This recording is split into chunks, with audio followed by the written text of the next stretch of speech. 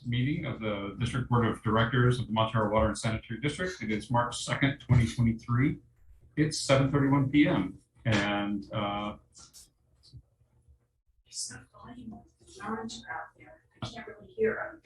we're just setting up a laptop sit so that the audio situation is let's resolved. speak up until they can hear. Yeah. And so did you want to do the roll call or? Yes, Director Decker. Here. Director Slater-Carter. Present. Director Boyd. Here. And Director Sofke. Here. All right, so 4 members present, and we hope tonight to welcome another member to the board. So President's statement tonight, this is an auspicious meeting, and I want to give a tremendous thanks to Clemens and the team here for preparing a workspace for us to hold the meeting in. The work that has gone into this has been plentiful. There's been just a ton of things to do, some of them very visible and some of them not quite so visible. A lot of coordination with PCT, for example, and a lot of help from Director Sofke. So at some point, I hope we can go into just a little bit of the detail, but we wouldn't be here 3 years after we stopped meeting in person without a really yeoman's effort from the team. We've had a tremendous amount of rain, and it's been good and it's been expensive. And so our folks here in the district know that we're in better shape for water than most. I'm pleased that the numbers are ahead of last year's numbers, but reminder, and you'll be hearing it during this meeting and many subsequent meetings, there's a lot that our systems are going to require in order to support a lot of the necessary repairs and maintenance that may have been put off for various reasons in the past. So we've got a lot of work ahead of us, and we're fresh off of the very big reminders about what that's all about. I also want to say, and I'll say again, but tonight we're going to be interviewing some people who have done the community a tremendous service in volunteering to stand for possible appointment to the open seat that has been vacated by the untimely departure of our dear friend Rick Lohman. We'll be interviewing the people who have put themselves forward, and it's how I got onto the board years ago. It's how Peter got onto the board, and so we're mindful of it. It's not the easiest thing to put yourself forward for this kind of thing. So I want to say thank you right now before we start. Just that we have some fine candidates who put themselves forward. And so tonight we'll speak with them, and if all goes well, we'll select one and hopefully seat them at the table either tonight or at our next meeting. I will just mention ahead of time that whoever we seat needs to be sworn in person, and so if they're remote tonight and are selected, then we'll do that at a subsequent time. Otherwise, if they're here, then we'll swear them in and they'll join us at the table and participate in the rest of the meeting. Okay, so let me ask, do we have any oral comments for items other than those on the agenda? I'm going to go outside and make sure that our public hears that question also. I recognize Greg. Thanks, Scott. You're aware of this, but I want to make sure the board and the community is also aware. We are working on studying various aspects of our coastside infrastructure that were proven to be deficient during the last disaster. Of course, many of these have been known for years. The first one of those that might be actionable is the communications infrastructure. I have a draft report in front of me written by several community members. It runs like 24 pages.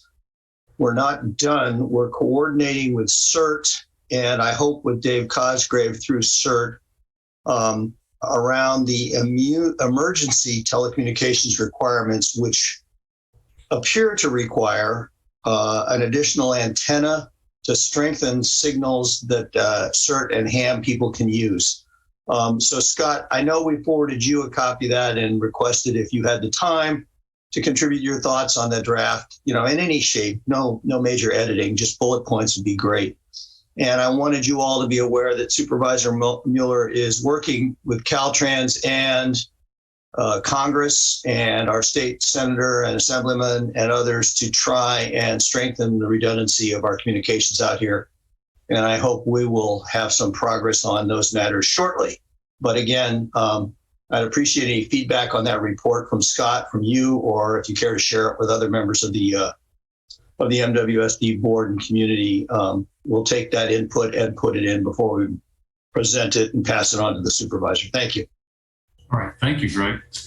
I haven't had time yet, but I'll try to carve out some right away. Do we have any other public comment for items not on the agenda?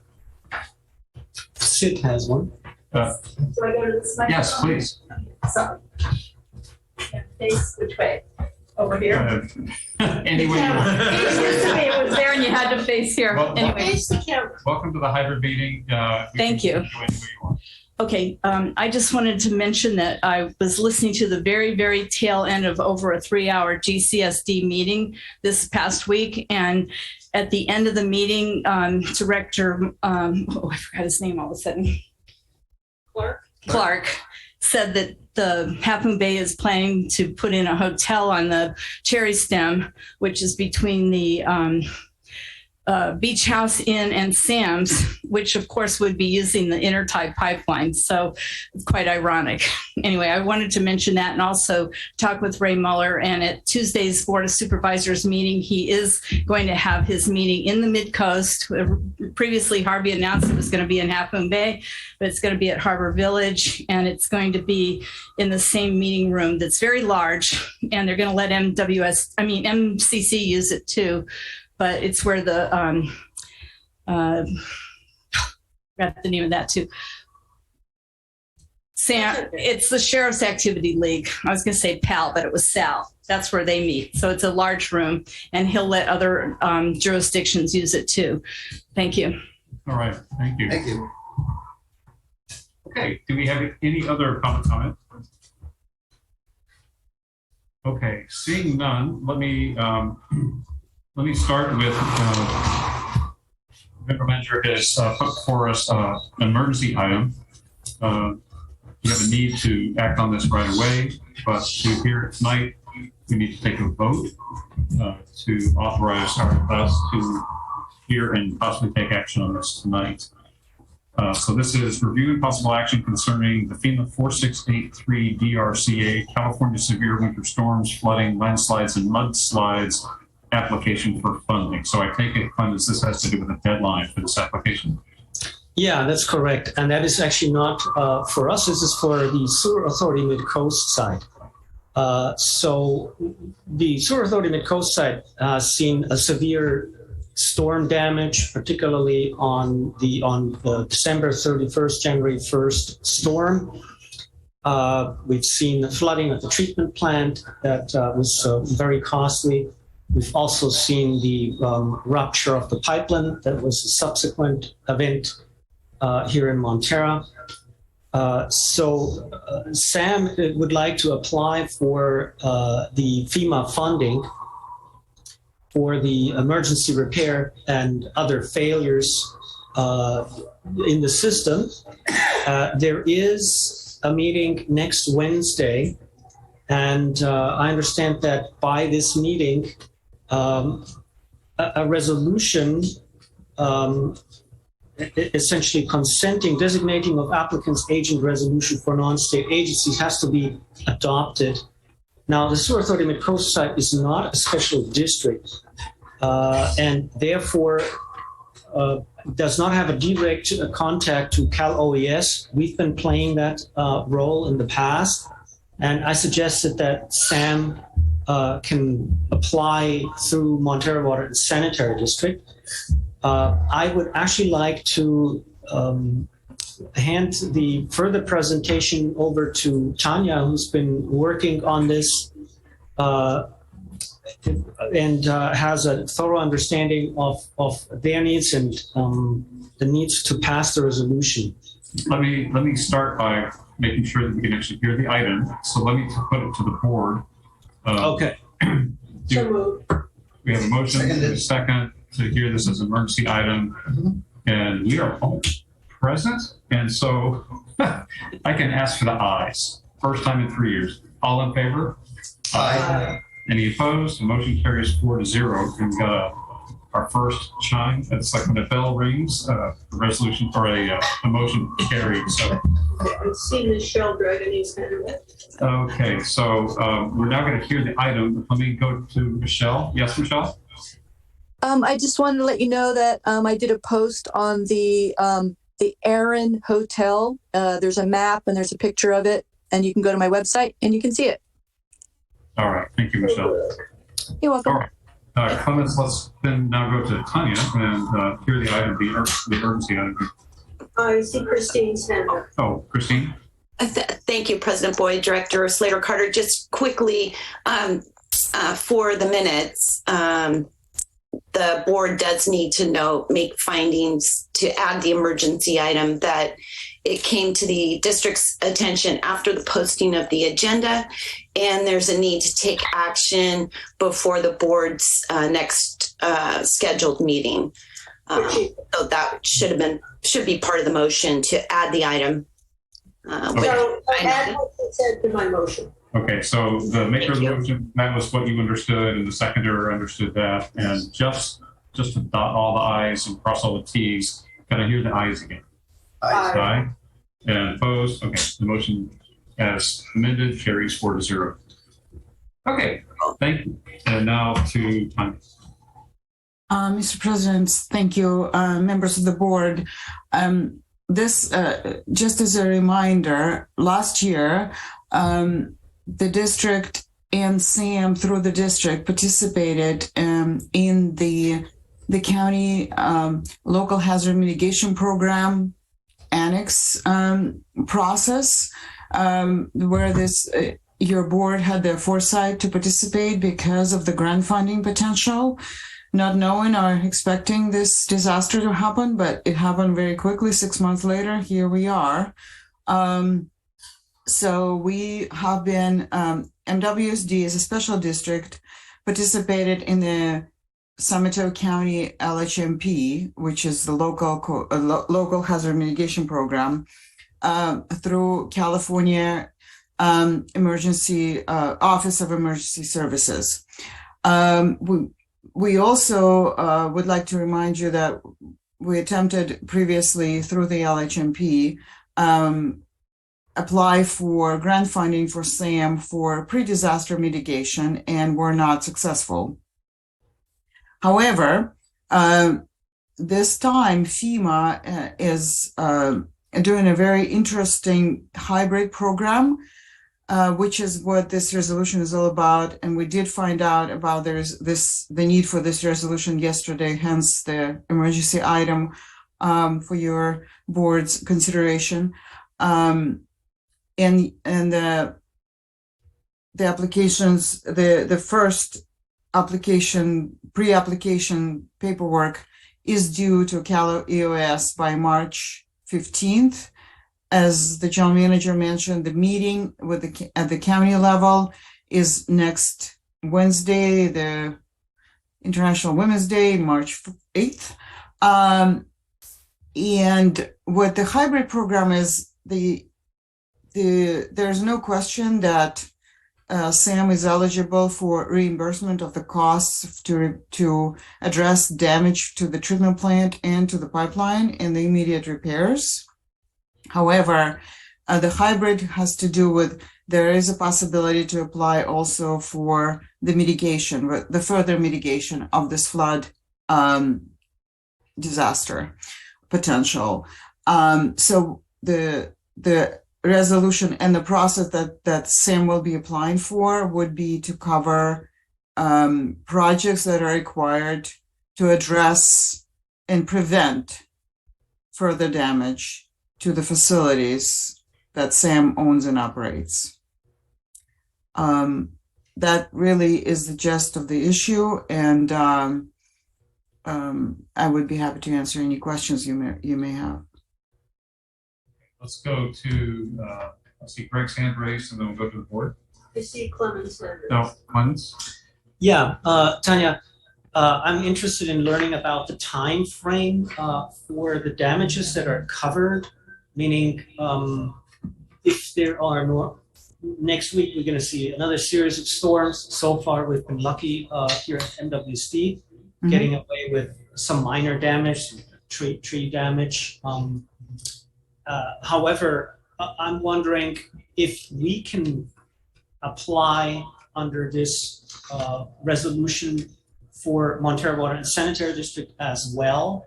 Can SAM incorporate damages that we potentially will see going forward this winter? Okay, so your first question was the timing. At this time, and under this program, this covers the disaster that started in December 31st through January 31st. But they're given 60 days to the 60-day period. So basically, 31st of December, January and February of this year, that's the damage for this particular storm. For 100% reimbursement by FEMA. That's all we know at this point. That's all the information we have.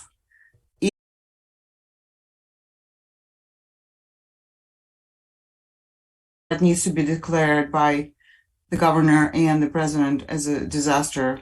That would be a separate item. However, since MWSD sustained damage from the past storm, that resolution also covers MWSD. We have put in the resolution MWSD and SAM as two authorized agents, and there's your name and Kishan's name on the resolution for that purpose. Did I answer all your questions? Sorry. What was? Yes, you did. Oh, okay. Thank you. So what I hear is ultimately, yes, it would be a different disaster. Yes. However, you're covered for the December, January storm. Great. Okay. Let's go to Greg. I wanted to comment and a question. I wanted to punctuate what was said earlier. I ran around a year or so ago trying to get everybody in the Mid-Coast involved in the local hazard mitigation plan, and I had mixed success. There was another agency locally that declined to do the homework, said it's too much work, we'll never get any money out of it, let's not bother.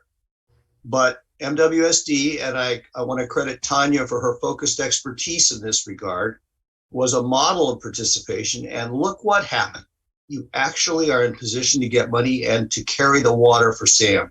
So congratulations to the district for being proactive, unlike others.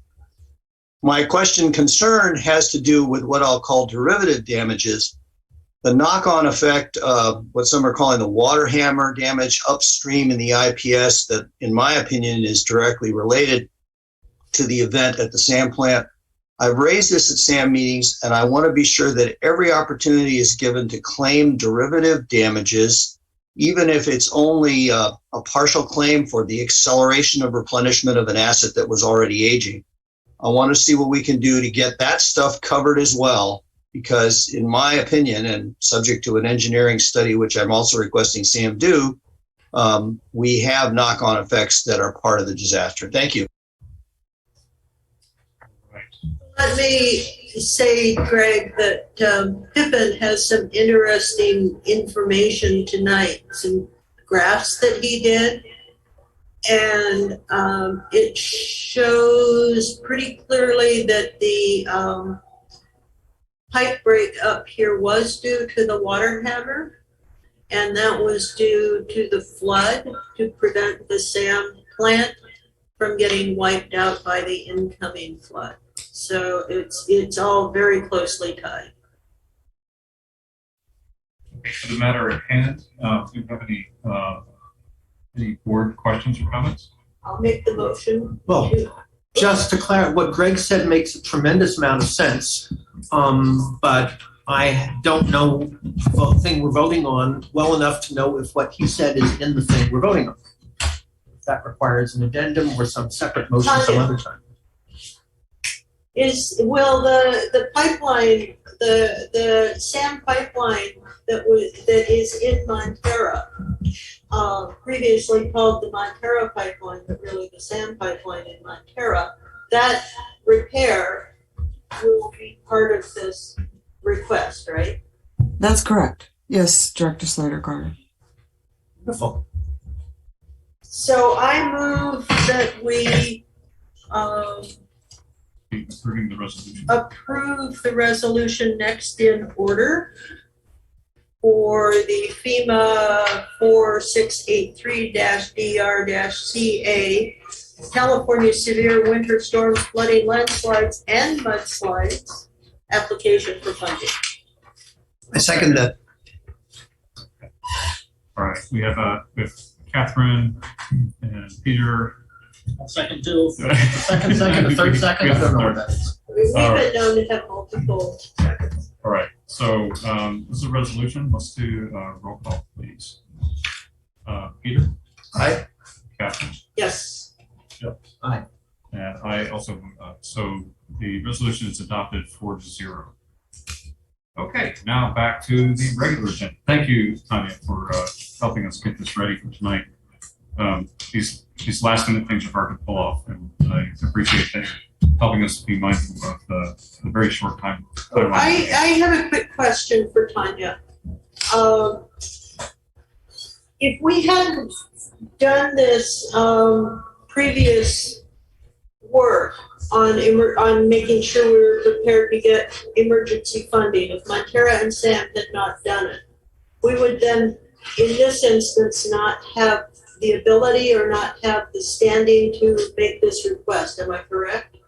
Most likely, yes. Thank you. Thank you. Okay.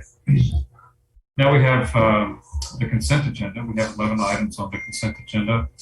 Does any director wish to pull an item for further consideration? If not, can I have a motion to approve the consent agenda? So moved to approve all 11 items on the consent agenda. I second that. Catherine, Peter, with a motion and a second. We just passed it. No, we're about to vote on the consent agenda. Clemens, I have a favor to ask. You have a very bright light under the table. Oh, I'm sorry. It's my flashlight that I'm using to try to resolve the feedback situation out there. Okay, so I would like to pull an agenda item. oh, you want to pull one of the items? Yes. Okay, which one would you like to pull? The SAM flow report. Okay, let's pull the SAM flow report. Can we change your motion to be Let's everything else? change 1 through 3 and 5 through 11. Pulling the SAM flow report for discussion. Okay, And then, Scott, can you pull your microphone a little closer, please? provides. Okay, Thanks. Peter, do you agree to the? I second that, yes. Okay, so all in favor of approving 1 through 3 and 5 through 11? Aye. Okay, motion carries 4-0. SAM flow report, item 4. All right. I wanted to point out that this time around, we actually have the annual numbers in front of us. And Sam actually provided the flows, the annual flows in this staff report as well. So what we're seeing, for example, on which page is that? Second. Starting down around page 65, right? Yeah, so this is page 102, for example. We see the one-year distribution by percent, January 22 through December 22. And I'm seeing Half Moon Bay pretty much at over 60%. So we've observed this. Half Moon Bay came in at 61.5%. you stole my thunder. I was going to talk about it during the SAM report, but Yeah, so I saw this here as well. I mean, we have for December 60.9, but we've seen this number go up significantly from just a number of years ago at around 50, 52-ish. And I wanted to see that our SAM reps maybe ask the city of Half Moon Bay, trying to understand what's going on. I'm not clear why it's going up, but it's a significant change, and I think the member agencies should be informed I think about these changes. I think Half Moon Bay is unclear as to why it's going up as well. I know Keishan has been talking to the engineers about it. There are some theories, and in 2013, the Half Moon Bay annual flow was 48.92%. So it was well within their allocated 50%. And then, but that was when there were some issues about the meter, and Granada was getting overcharged because they were at 31. And then it has bounced around a little bit, but Half Moon Bay has steadily gone up at 1 or 3% percentage points a year for the last 9 years. Correct. And I mean, we've seen meter issues before. For example, that is something that should be closely looked at. If there's a metering issue, we should know about it. If there's another issue, I think the member agencies should be aware of why the SAM flows are increasing so rapidly in the past decade. Well, it's the ratios. It's not necessarily the flows. Well, I'd like to ask to have both sets of numbers, because I assume that flows year on year in terms of gallons per hour have been going up some small, modest amount. But as long as actual raw flow levels are going up, then the fractional flows aren't necessarily the same. And I'm just curious, how does their 10% over a decade increase compare to the net flows in gallons? Clemens, is that in our staff report? Because it is in all of those details are in the SAM report from Monday the 27th. Okay, I'm just wondering if you remember roughly, or are they the same magnitude? I don't see the. We have a yearly MGD number. Yeah, I'm looking at the flow distribution calendar year 2022 in million gallons per day. It was in the SAM staff report. I tell you what, let's approve this item and let's go into it in detail at our next meeting. Yeah, okay. Yeah, I think that's a good idea. A 20% increase over a small number of years is a gigantic increase in sewer flow. And it's really important that we urge them to provide some kind of response, at least to theories, but this is a big impact on SAM. Well, I don't know, because if they're charged for maintenance and repair by the flow rate, they're up paying 61%.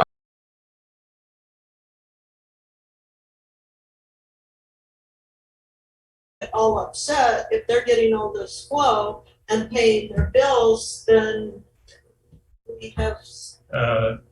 I'll just offer that since we're operating SAM together, it's in the interest of SAM, the joint operation, to understand what's happening with the system.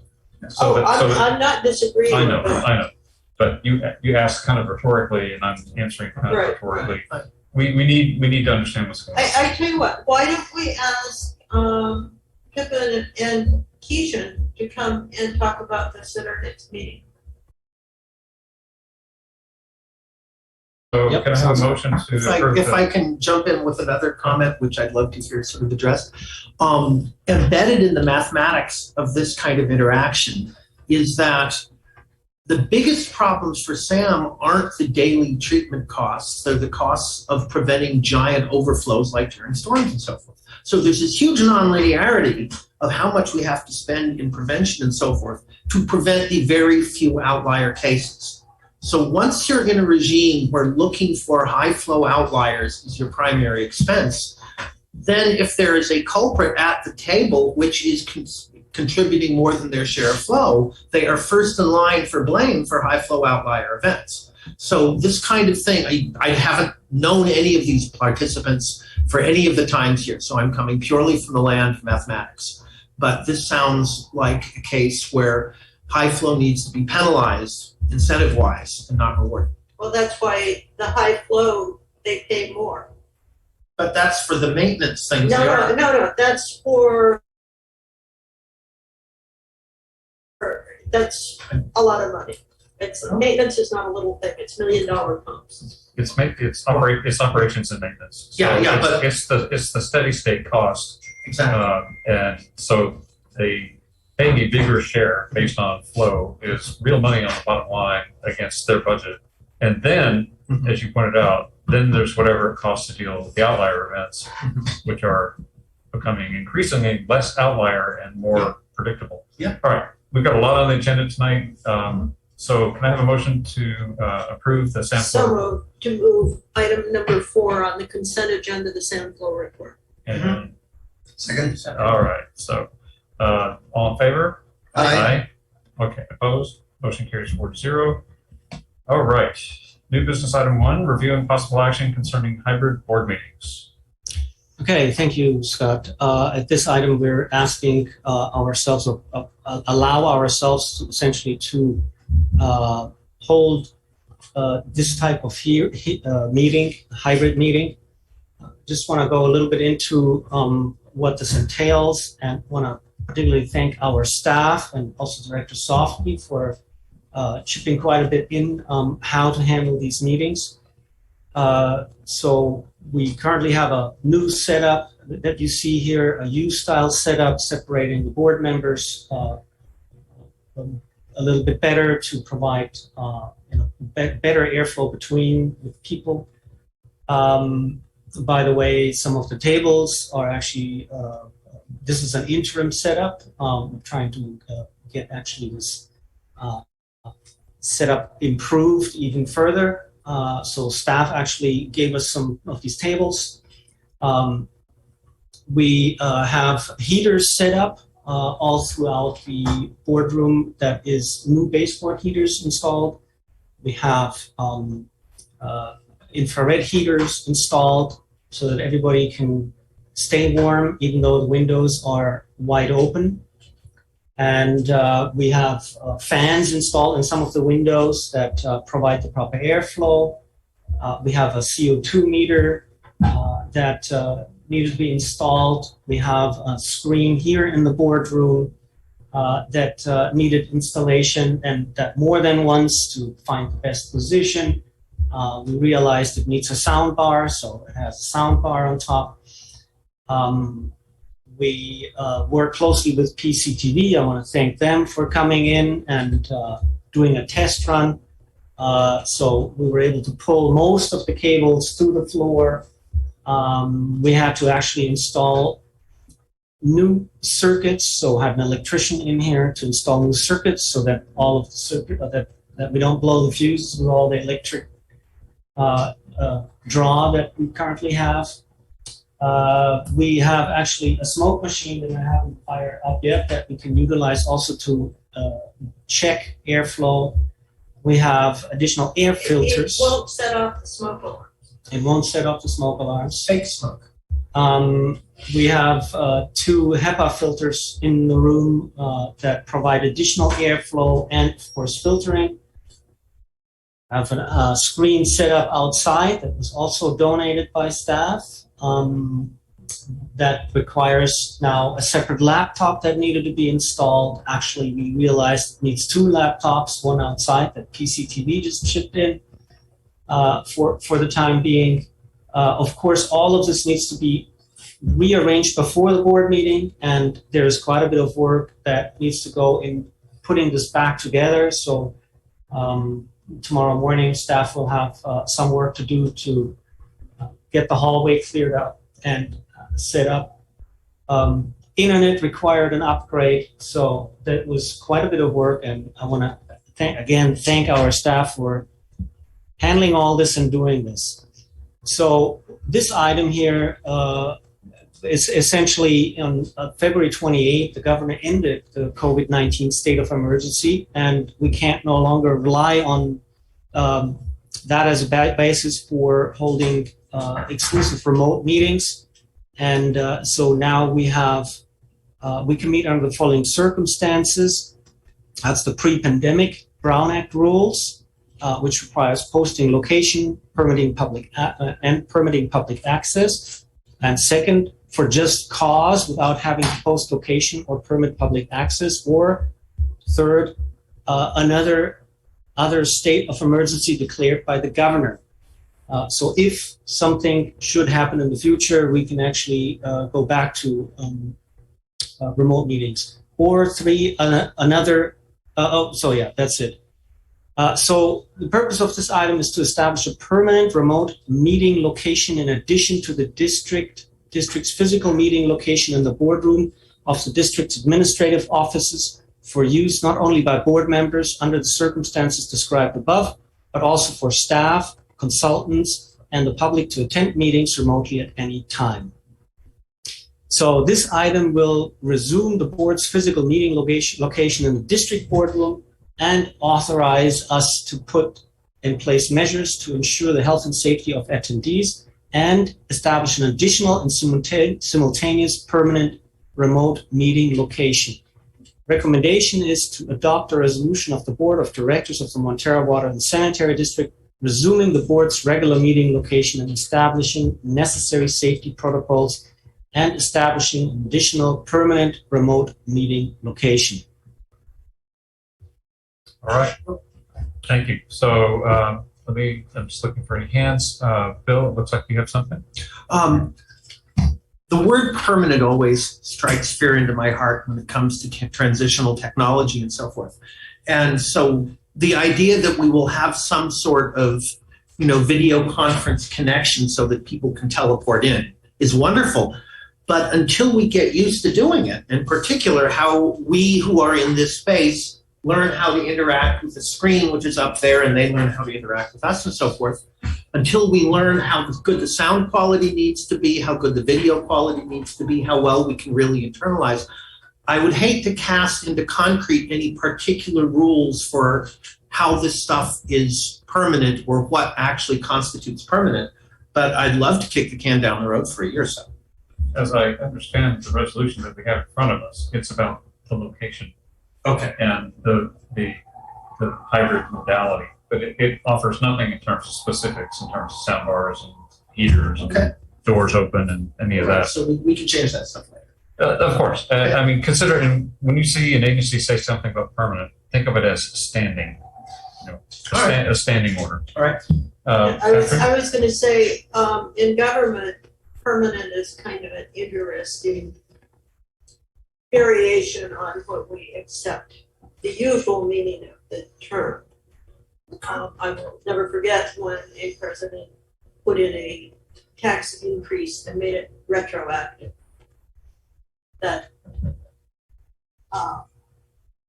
was my sudden education about how things can change. Just an interesting point is that no board, this board, cannot bind future boards with a vote on motions or even by resolution, because future boards can vote again. And so it's very few things where we can bind a future board. So very little is permanent. Okay, yep. Cool. All right, do we have any other comments on this? I'd like to thank Clemens and Christine for working through the, I see evidence of some good hard thought put into this. It's always nice when it produces something that fits on a page, but it's not simple to get here. Well, and I'd like to thank staff and the public for all of this. Once again, I am reminded what a phenomenal staff we have here. And that was one of the reasons that the public actually decided to purchase the CalAmp unit, was because they were tired of staff who didn't know where Montara was because they were on the East Coast. And one of the major demands was, we want our own office, we want our own staff. And staff has and continues to live up to the challenges. And I'm always thankful and impressed, but never surprised, because we have such talent. So thank you for staff. Yes, wonderful. I'd like to second all that. A big hearty thanks to everybody who worked so hard. And I know, I mean, it's evident people have really poured themselves into this. When I imagined our first meeting, I had the bar set a little lower, and the team has really done a nice job on this. To your point, Bill, I hope everyone bears with us as we figure out a few things, getting sound levels right, getting it available and comfortable for members of the public who are here in person, for interaction with folks. We're now gesturing at the screen at work. I'm used to, even in hybrid meetings, having my laptop on, but for the moment, Clemens is the only one in the room doing that, and we'll see if we can make this work, but we'll learn as we go too. So please bear with us. And thank you for participating with us in this. This is a resolution, so moved. And seconded. All right, Catherine and Peter. I'll do the roll call. Peter? Yes. Catherine? Yes. Bill? Yes. And myself, yes. So the resolution passes 4-0. Okay. What many people have been waiting for tonight. The next item, review and possible action concerning vacant position for board of directors. Yeah, thank you, Scott. Unfortunately, Rick Lohman passed on January 19, and that created a vacancy on the board. The remaining members of the board decided to fill the open position by appointment. And they authorized staff to immediately post a notice of vacancy and invite interested persons. At this point, that's for this meeting, for today. We have to fill the vacancy no later than April 3. And the new board member will hold the office until the next district general election cycle in November 2024, so almost 2 years. So our staff has received 4 written applications, simple emails, or even more, for the director seat. Unfortunately, one actually retrieved this morning and rescinded the application. And so we have 3 candidates that I know of. Of course, anyone can speak up at this meeting as well. So we're asking the board to interview the candidates and appoint the best suitable candidate as director for the vacant position. We can then adopt the resolution of the board of director vacancy on the board of directors by appointment. Due to our hybrid meeting situation, I just want to point out one interesting point. So if the appointee, new director, is participating in person, meaning is sitting outside, the appointed person can be seated directly at this meeting. If the person to be appointed is participating via Zoom, since all directors have to be present, except they have a very good excuse, so that person could then be seated at the next board meeting, that's March 16th. Thank you. Okay, so I plan to go through to invite each candidate to speak in the order that the emails are listed in the agenda. So that order. And let me preface with we had one potential candidate who had to withdraw at the last minute. Still, I say thank you for even considering it and for putting your name forward. And this will not be the last opportunity to seek one of these seats. So please stay tuned and stay involved. And one of these days, even though not for now, maybe sometime in the future. So the order that I'd like to go through here, we start with Richard Holmes, and then we go to Ann Rothman, and then we go to Sid, yeah. well, I have a question for Sid. Sid, I want to know how you want to be addressed, whether it be Sid or Carlisle, and I want to. So we'll take that up when it's your turn.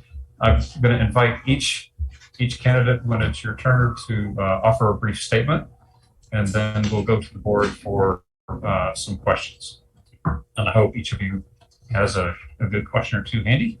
But we'll see how this goes. So let's start with Richard Holmes. Thank you for putting your name forward, Richard. Hey guys, thanks for having me. I appreciate what you guys do. I think it's pretty awesome that I can go in the middle of the night and get a clean glass of water and drink it straight from the tap. I also enjoy a really nice hot shower.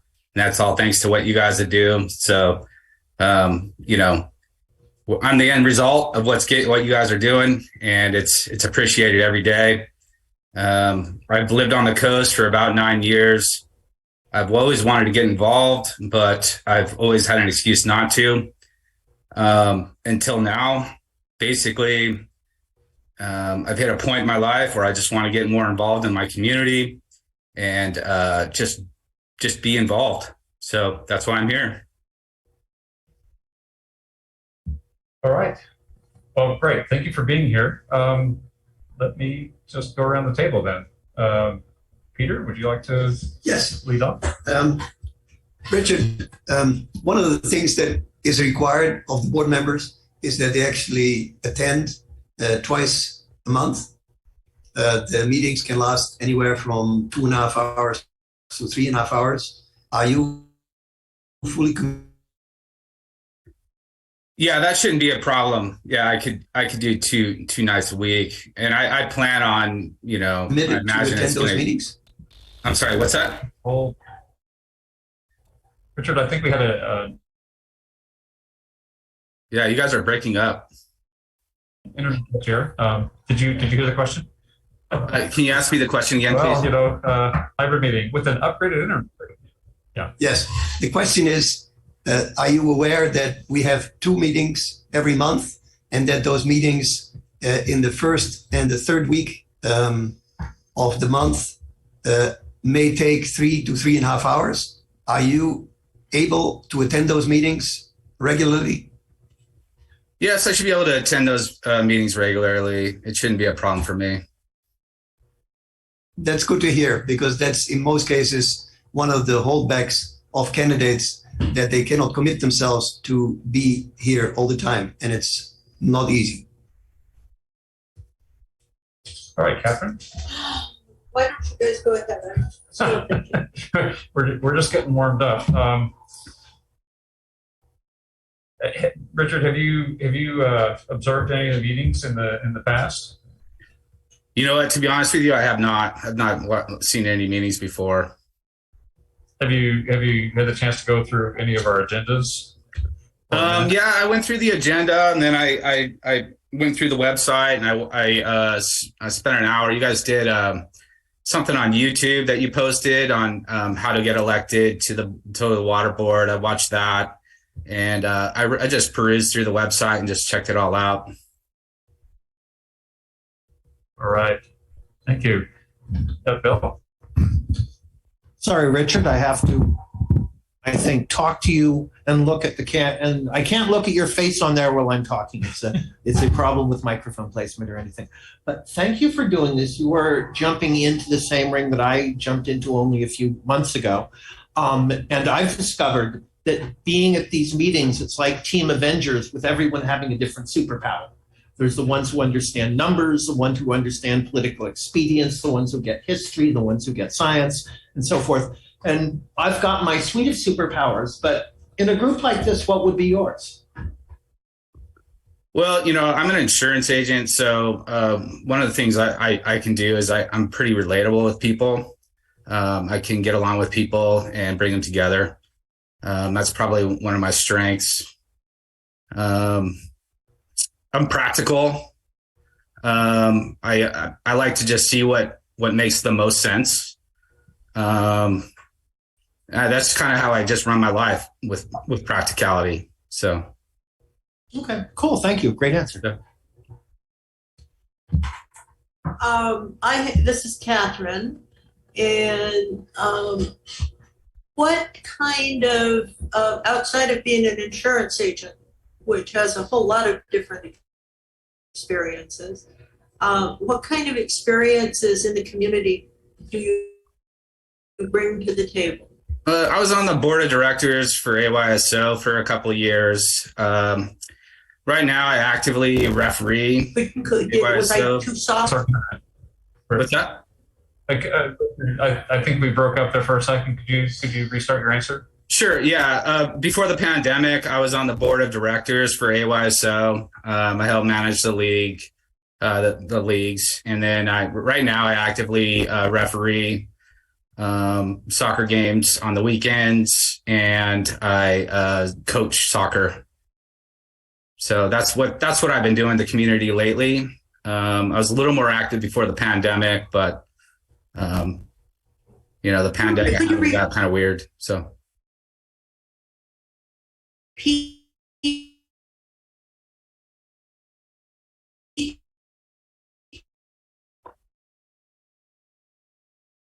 That we lost you are the pandemic and you're back into being yeah.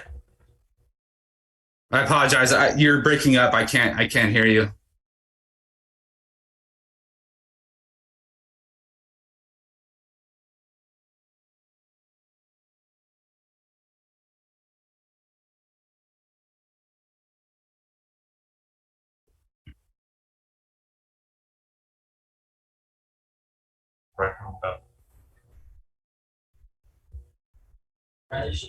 I hear you again. Can you repeat that, please?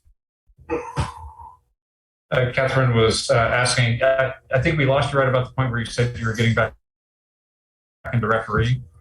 And managing AYSO. Yeah, I was on the board of directors of the AYSO, and then the pandemic hit, and it just kind of stopped.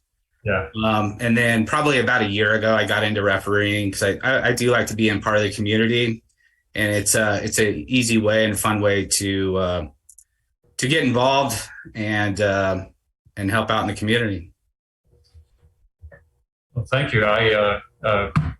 All three of my kids benefited from all the volunteers who helped out with AYSO, and I spent many a Saturday morning at various soccer fields. It takes an army to do that. Thank you for doing that. Yeah.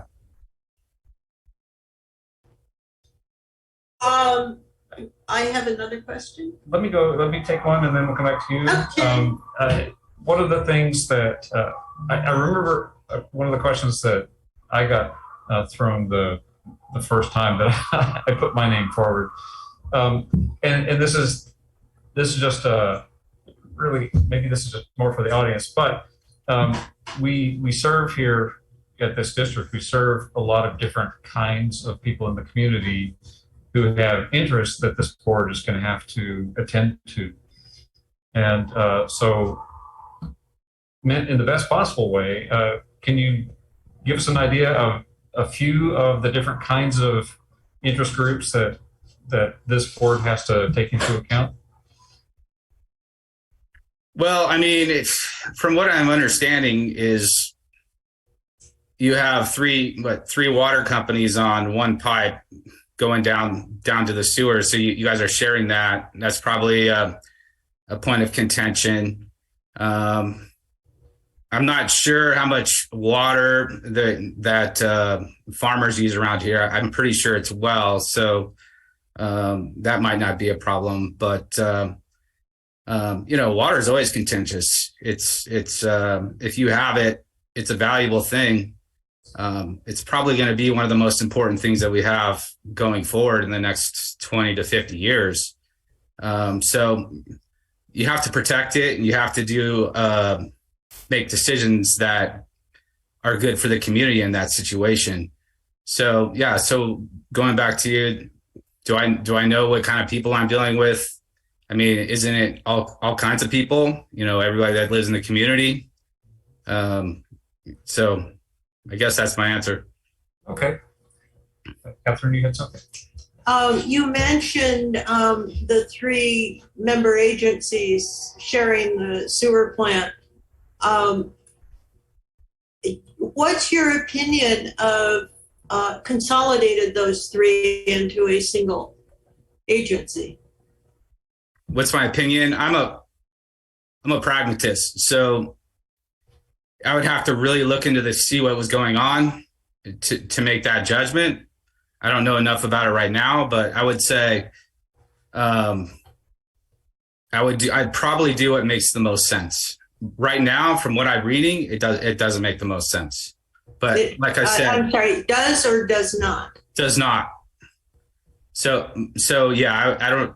But I don't know. Honestly, I don't know enough really to make a decision one way or the other. I'd have to dive in deep. That's a pretty big question there. So. Okay. I mean, yeah. Yeah. Peter or Bill, do you have anything? No more. I've heard an awful lot. I appreciate it. Thank you. Okay. Thank you. All right. Thank you, guys. Appreciate it. Thank you, Richard. Richard, I'd like to say thank you for coming forward. And since there's 3 applicants and we can only pick one, I look forward to having you staying involved and seeing your name on our screens in these hybrid meetings. And any one of the board members, speaking for myself, but knowing the other 3 pretty well, would love to sit and bring you up to speed on all of this stuff. And then there's Jim Harvey, who's on your screen, who also knows a whole lot, and Greg Villegas at MCC, who knows a whole lot, and they can use members as well. There's lots of opportunities to get involved, and we'd love to urge you to do that. You'll find our community is made up of some of the most fascinating people in the whole world. Right. Yeah, I agree. Yeah, no matter how it comes down, everyone who has stepped forward, regardless of what happens, each one of you now is known to us, and we may be looking for help on a variety of things, whether it be the seat that's open right now or some other things. It's really good to see, Richard, especially to hear you say that you're looking for ways to get more involved in the community. And I've been here a long time, and I love hearing that every time. So thank you for that. All right. Next up, Ann Rothman. Hi. Hi, Ann. If you could give us a short introduction. Sure. And I'm sorry I'm not there in person. Unfortunately, one of my clients informed me that they had COVID. So I did not want to, since I was exposed, I did not want to expose anyone else.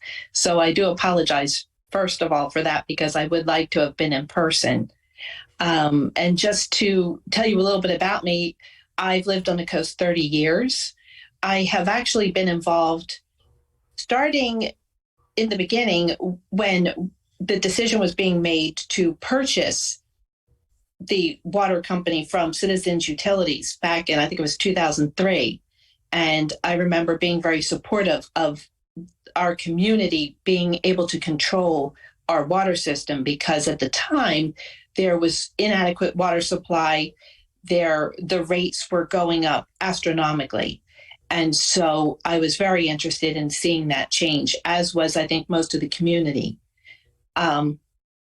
I have participated in many meetings. It's kind of a funny story. My first meeting, the reason I came was because I was opposed to the rate increase, and I was ready to fight tooth and nail to stop the rate increase from happening.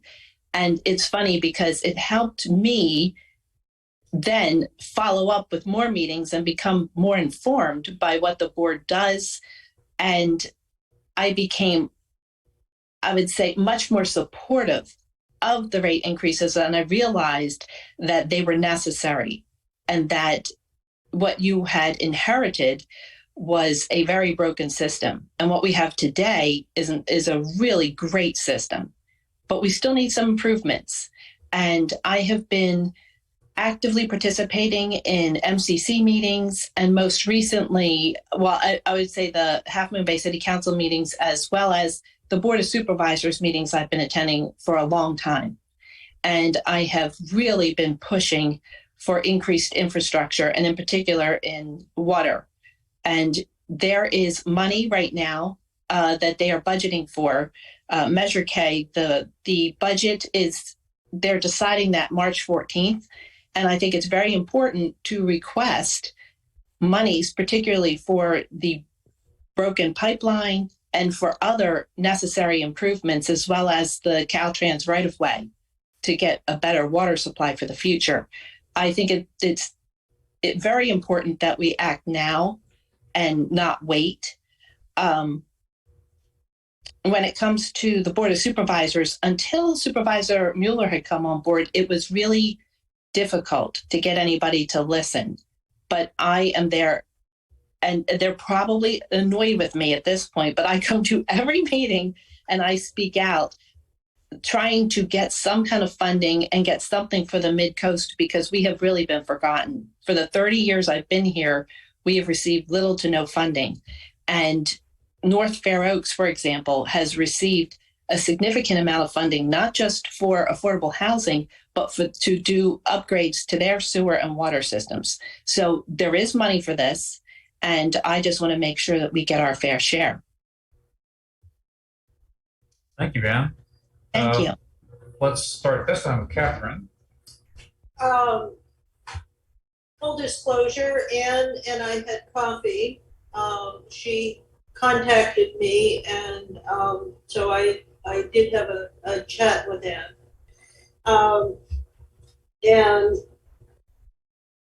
And you have been paying attention to the Board of Supervisors and MWSD, and I believe Sam, and also the City Council. What's your opinion on consolidation of the water and sewer districts? For me, it's a big no. I want us to remain independent. It is extremely important that we do so. Thank you. Yeah, thank you.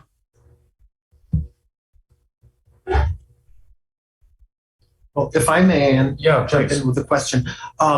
It's wonderful to hear someone who's so enamored of local government of all its forms. I learned about people like you from my mom, who covered all of those meetings, planning commissions and supervisors and stuff like that. And I have not done it, and so thank you for your service. But given that you know all of that and have looked from so many angles and so many scales, what would you say is the biggest structural challenge that our little tiny Duchy of Grand Fenwick here is facing when dealing with all of these much bigger fish? What do you think we really need to keep in mind to maintain a coherent front and be able to fight for that independence we all want? I'm sorry. I'm not sure I'm understanding the question exactly, but are you asking me what part of Montara Water and Sewer District? I'm not exactly. No. Basically, this is a sort of, we are in a David and Goliath kind of position, roughly. And you have looked at so many aspects of government, from the supervisors all the way down to city council meetings. Presumably, you have some opinions overall regarding either what the proper role is of small, feisty entities like us, or of the best ways for us to protect ourselves from the lumbering giants which might bump into us.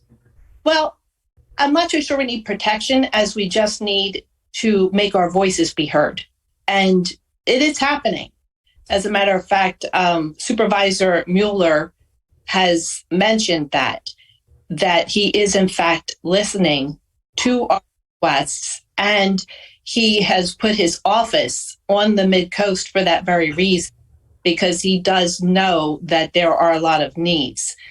I'm not afraid to go up against anybody. There is no entity too large to deal with, but I think it's important to do it in a manner that they understand your needs. You cannot be intimidated, and I never give up. That's the kind of person I am. I just don't believe in giving up. And no doesn't have to mean no, especially when it comes to the county. They are our representatives. We do not have a city government. We rely on them solely for that type of representation in the county. So for that reason, we have to have a big voice and not be afraid to speak up. That's kind of where I come from. And that's why I've been advocating for our little town, because when I had my daughter many years ago, she had nowhere to play. They didn't even have a single playground. The Moss Beach Park, as you know it today, was not what it used to be. The parents had to build that park for our children to have a place to play. And I don't think that's right. And so I speak out, and I will speak out for this. I will advocate the same way I did for the park as I will here for the water system, because it's our source of life. Water is the most important thing that we need, right? I mean, you have to make sure that your system will be able to be functional and sustain itself. And right now we have so many large projects potentially coming on board. We have got to be prepared for this. And so I think it's very important to make sure that the funding is there, the support is there. And I hope that that's what I can bring to the table, that I can help bring that support and kind of bring the entities together. Well, thank you. That is a wonderfully clear and passionate answer. Thank you. Well, Anne, as you talk about being prepared, I'll throw you a question. So I'm guessing you've looked through tonight's agenda. Aside from this item, which item might have caught your attention as being something that's really deserving of being prepared for? Well, I think what you've just voted on prior to this was about the FEMA, applying for FEMA. And I think the funding for that. And so I think it's very important to be aware of the forms of funding that are out there and the deadlines and things that you have to apply for. And so I think it's very important that you stay abreast of these things. Like I also mentioned, for the county, there's a March 14th deadline for Measure K funds that'll be for the year. This is the time to act and to ask for our fair share of that money. Also working, I mean, that's where I should end it for now, because I think I'm going off on a tangent outside of your question. Sorry. Okay, no, that's great. It sounds like we could talk about this for quite a while, but let me go to Peter. And I have the same question as I had to the other candidate, to Richard. And that is, can you commit to attend 2 meetings a month for a 3.5 hour period? Yes. And can you tell us a little bit about your background? You have come to Moss Beach. I take it that you have lived these years in Moss Beach? Yes, I've lived 30 years in Moss Beach. Mm-hmm. And I live over on Kelmore Street. So I've been there not too far from your office. And what made you come to Moss Beach? My husband's job many years ago, and I was in pharmaceutical sales many years ago. Uh-huh. So when we first moved to the Bay Area, the only home we could actually afford to buy was on the coast. But it was much more than that for me. I fell in love with the coast, and I just fell in love with my community. I think that's why I've been there ever since, and why it means so much to me. But I remembered, it seems like yesterday, when my husband and I first went out to dinner down, sitting on the water, and just realizing and just being in awe of what was here. I mean, we had moved from the Midwest at the time. We were living in Cincinnati, Ohio, and I had never experienced anything like this. And then I got to know my neighbors. I got involved in, a variety of things in the community, and I just realized what a very special place this is. And I want to see it remain that way. Thank you. Thank you, Ed. Any further questions? No. I have one quick question, Ed. Are you attend other government kinds of meetings? What are your other interests and activities in the community itself or in the larger San Francisco Bay Area? Do you mean politically or just interest? Just in general. It's been my experience that when people have a variety of interests, and experiences, they are better at solving unique problems. They can relate to other kinds of experiences and draw them in. So are you involved in like a church or the schools or sports with kids or beach cleanup? Actually, I am a veterinary technician, but I'm also a dog walker. I started a dog walking business, and my passion in life is animals. So I just love animals, and I have started this business, and I have really been enjoying meeting so many different people and their dogs. And I also provide medical care for their pets as far as administering medications and things. And so for me, that does occupy a good part of my time, but I really do love that very much. I also really love wine and food, so I consider myself a foodie. So that's another thing that I do, spend time with friends and family. And of course, I like to go to wine country when I can, and I just really enjoy that as a personal thing. But as far as the community at large, like I said, I was active. I also supported the Mid-Coast Eco for their efforts to make sure that the development was at Cypress Point, to make sure that that the process is being followed properly as far as CEQA. And so I did support their efforts. I am active, I was going to say, also in animal advocacy. And so that's probably my biggest outside interest. Sound busy. Thank you. All right, thank you. That's terrific. And I'm going to say to everybody, but Anne, regardless of what happens tonight, I'm looking forward to seeing you and working with you on maybe here, maybe other places. But thank you very much for putting yourself forward for this. Oh, thank you. And let me throw in, and let's get together very soon and talk about this March 14th deadline and what we need to put together for it. Okay. The worst they can do is say no anymore. Right. So maybe we'll get something. Absolutely. Absolutely. The squeaky wheel gets the grease. All right. Thank you so much. Thank you. So let's, Sid, can you come in to the boardroom?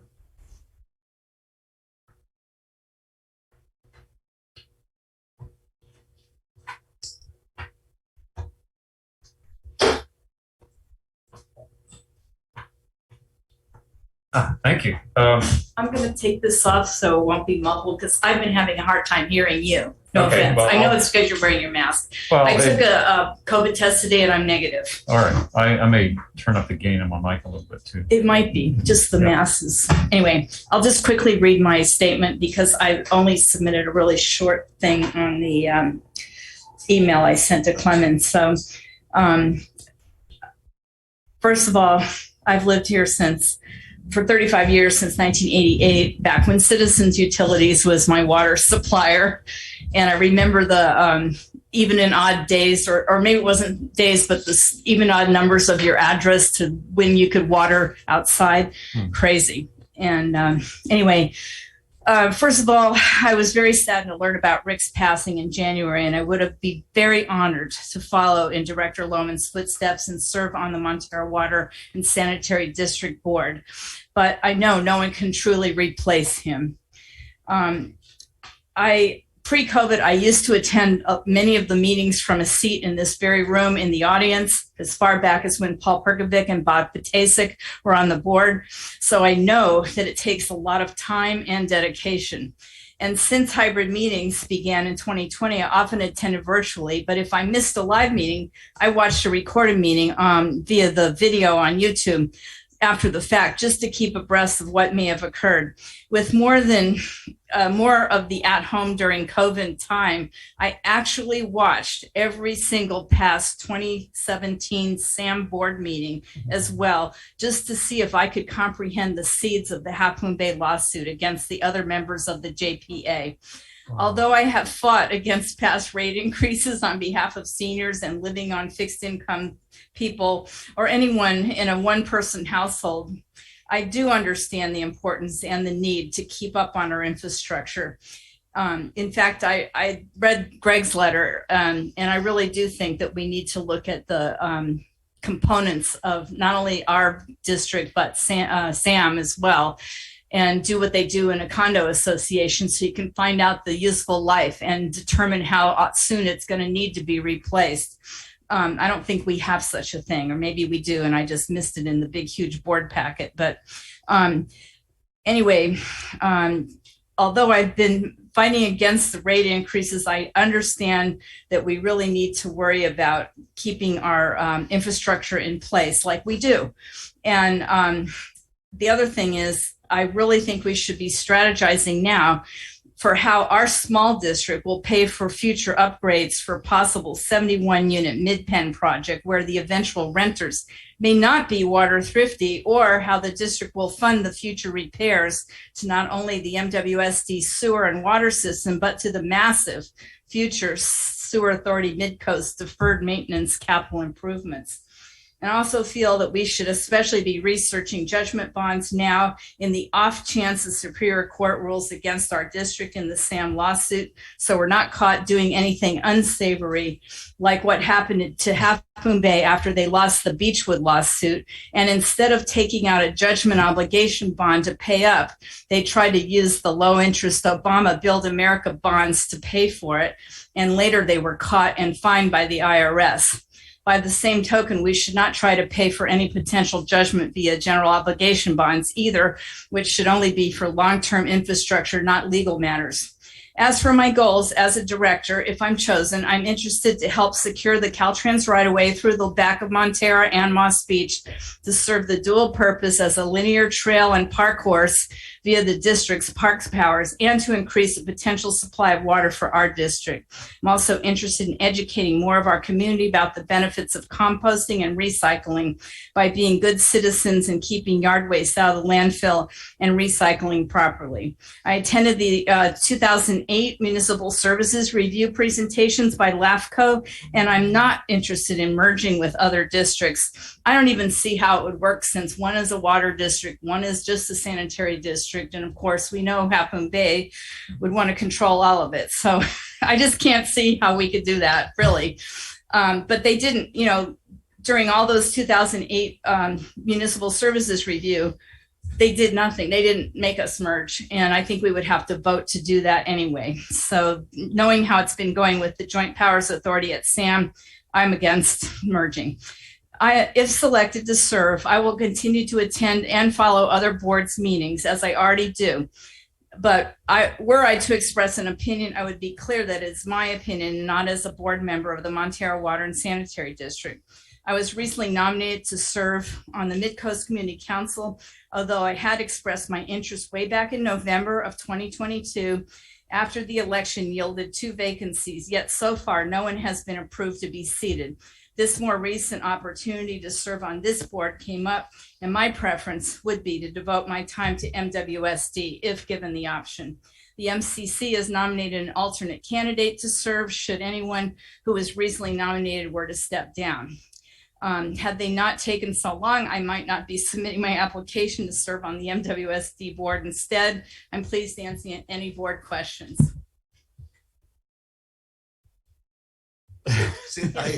I would ask you the same question as I asked the other candidates.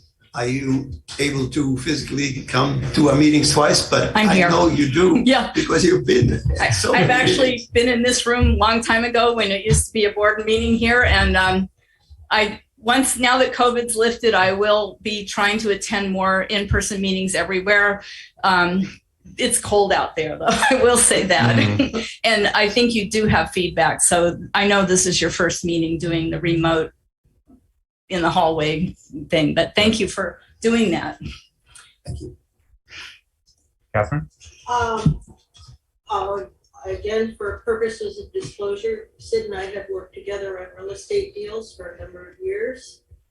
I consider Sid a very good friend. Thank you. And likewise. So you tell me more about your other activities in the community at large. Okay. In the past, I have it's on my somewhat abbreviated resume, but in this community, I have been 4-H president, 4-H goat leader and rabbit leader. I donated t-shirts to all the kids in 4-H. I was also I call it like the fish hook, drafted to become an officer when I was just a volunteer for the Coastside Fireworks Committee, and we got our 501c3 after I became president. So then unfortunately, so many of you know the story, I stepped down, Harry Eiselstein took over, and another person who was incarcerated became a volunteer member, but he forced his way onto the board, and then some of the money disappeared. I was no longer involved at that time. So just to be clear on that, that's why we don't have fireworks anymore. We used to work really hard to raise $20,000 each year to make that show happen. But then he wrecked it for us. Anyway, let's see, I said 4-H leader. Okay, also I've been president of the Peninsula Succulent Club and a member of the California Garden Club and secretary, nominating chair, and bylaws chair for that club. I got my Master Gardener training, and I was the co-chair of their Master Gardener Educational Garden Tour in Atherton to raise money for the Master Gardeners is part of California. You probably all knew that. Master Gardeners is a UC. Yes, UC, thank you. But we had to raise our local money for our chapter. And the San Mateo chapter and San Francisco chapter worked together. So let's see, what else did I do locally? And as a master composter, I volunteered to teach composting to people. And I worked as a seasonal election poll worker, sitting there for the really long day. I think it's a 10-hour day to work at the polls.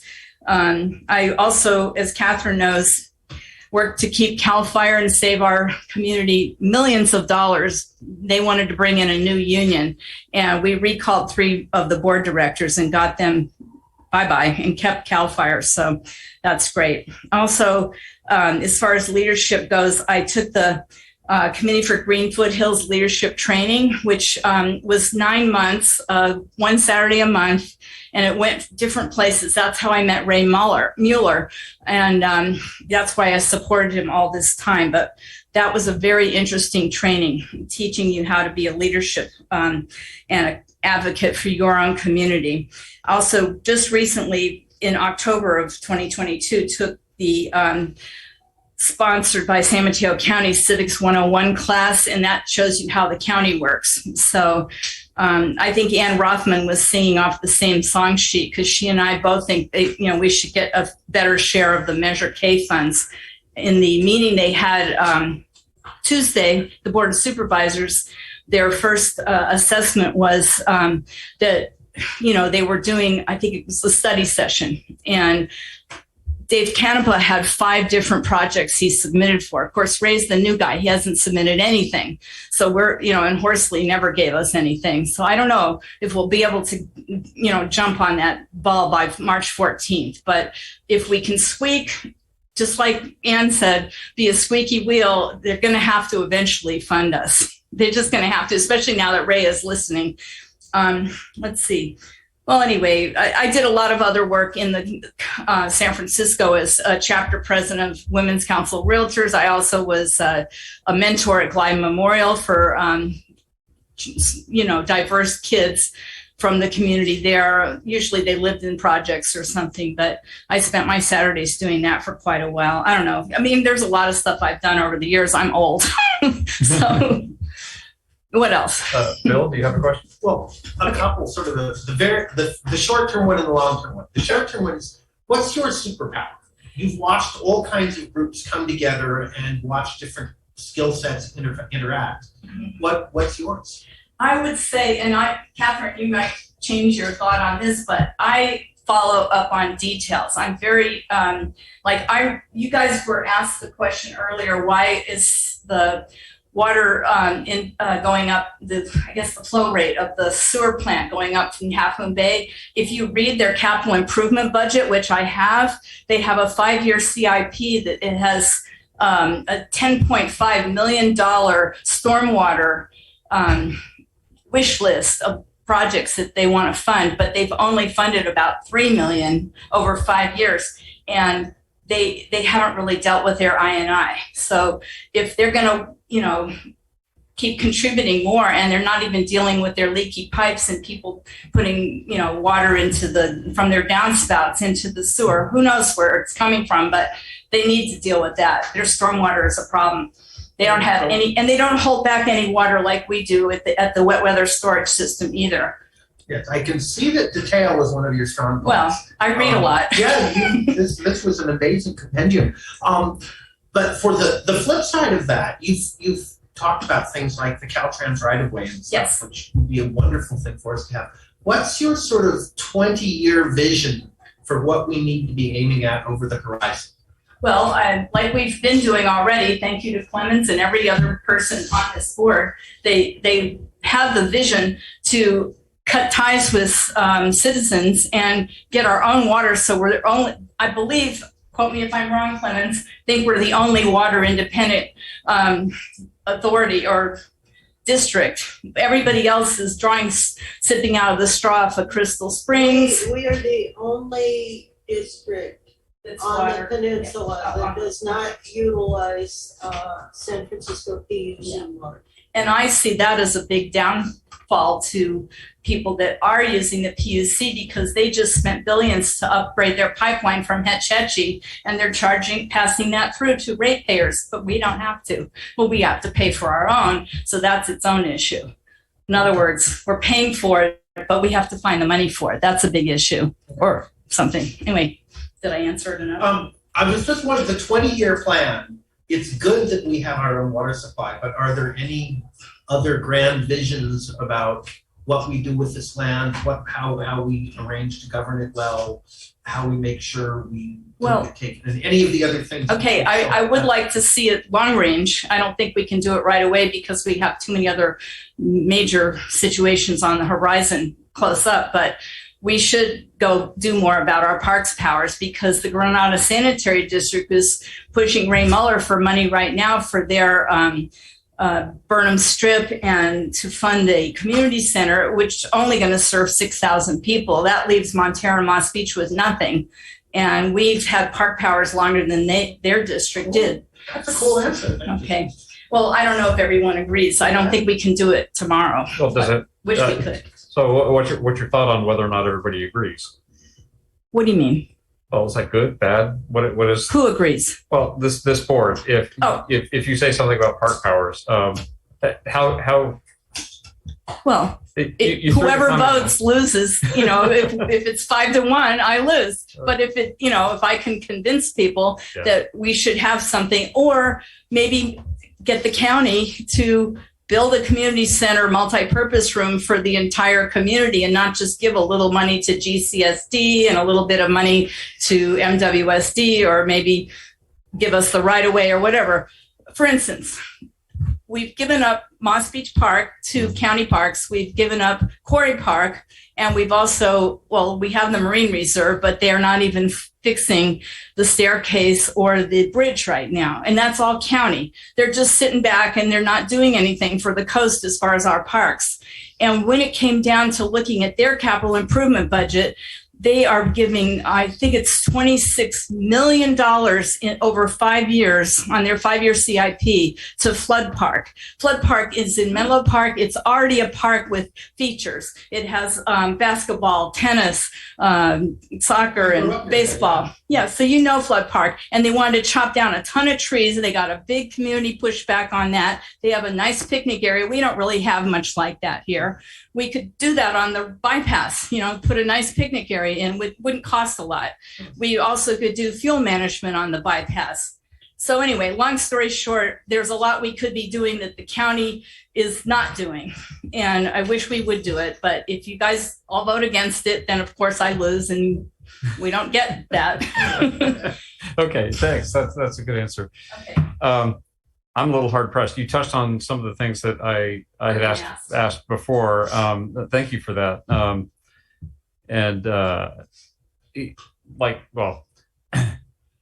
Sid, you've been here and so involved. I would say one thing that you didn't put on there is I think you're going for like a super gold next door poster because you're one of the most frequent contributors, especially good public information to Nextdoor. So I try, but my husband passed away and I live alone and I have cats and a goat, but I don't have a lot of other social activities. So that's my social interaction. I think the public benefits from a lot of what you share there. I hope so. Okay. I try to be as polite as I can. Some people I've had to block, but well, it's social media. Yes. Okay, well, thank you. Let's. I believe every agenda item we need to seek public comment. Am I right on this, Christine? Should I go back outside? Comments? What do you think? Is there anyone else out there? I mean, in case there's questions for me, you can call me back in. Sid, are you alone out there? Yes, it's cold. Why don't we pull up the chair somewhere so she can join us? I'll come back out. Okay. I'll wait and see if you have public comment. Okay. Do we have any public comment from the folks on the Zoom? I don't see any hands. Okay, let's take this to board discussion. Oh, I see Michelle Gregg. Michelle. Sorry, I was a little late on the draw.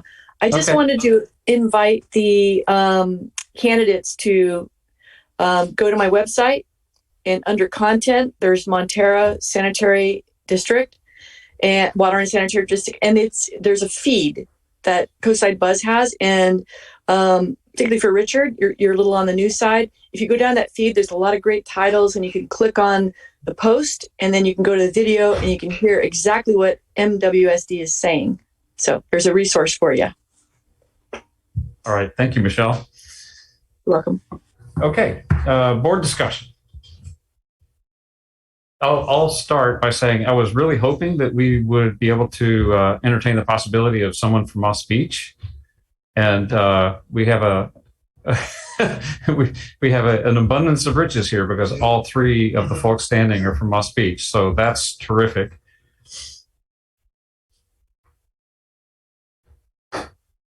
It made in my mind as to the candidate that I prefer. Yeah. I think Sid brings along with her an enormous knowledge of what we have done in the past and what is happening here. She has attended many of our meetings, so is very familiar with what we're doing. So I would say We can't hear what Peter is saying. Oops, Peter, you've got to talk in the mic. let me repeat this. Yes. Sid has the advantage that she brings along much of the knowledge gathered over the many meetings that we've held.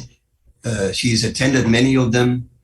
So she has a kind of a jump on the other candidates in as far as education about MWSD is concerned, and she is very knowledgeable as to all the issues that are coming up here. So my preference would be for her to be the final candidate.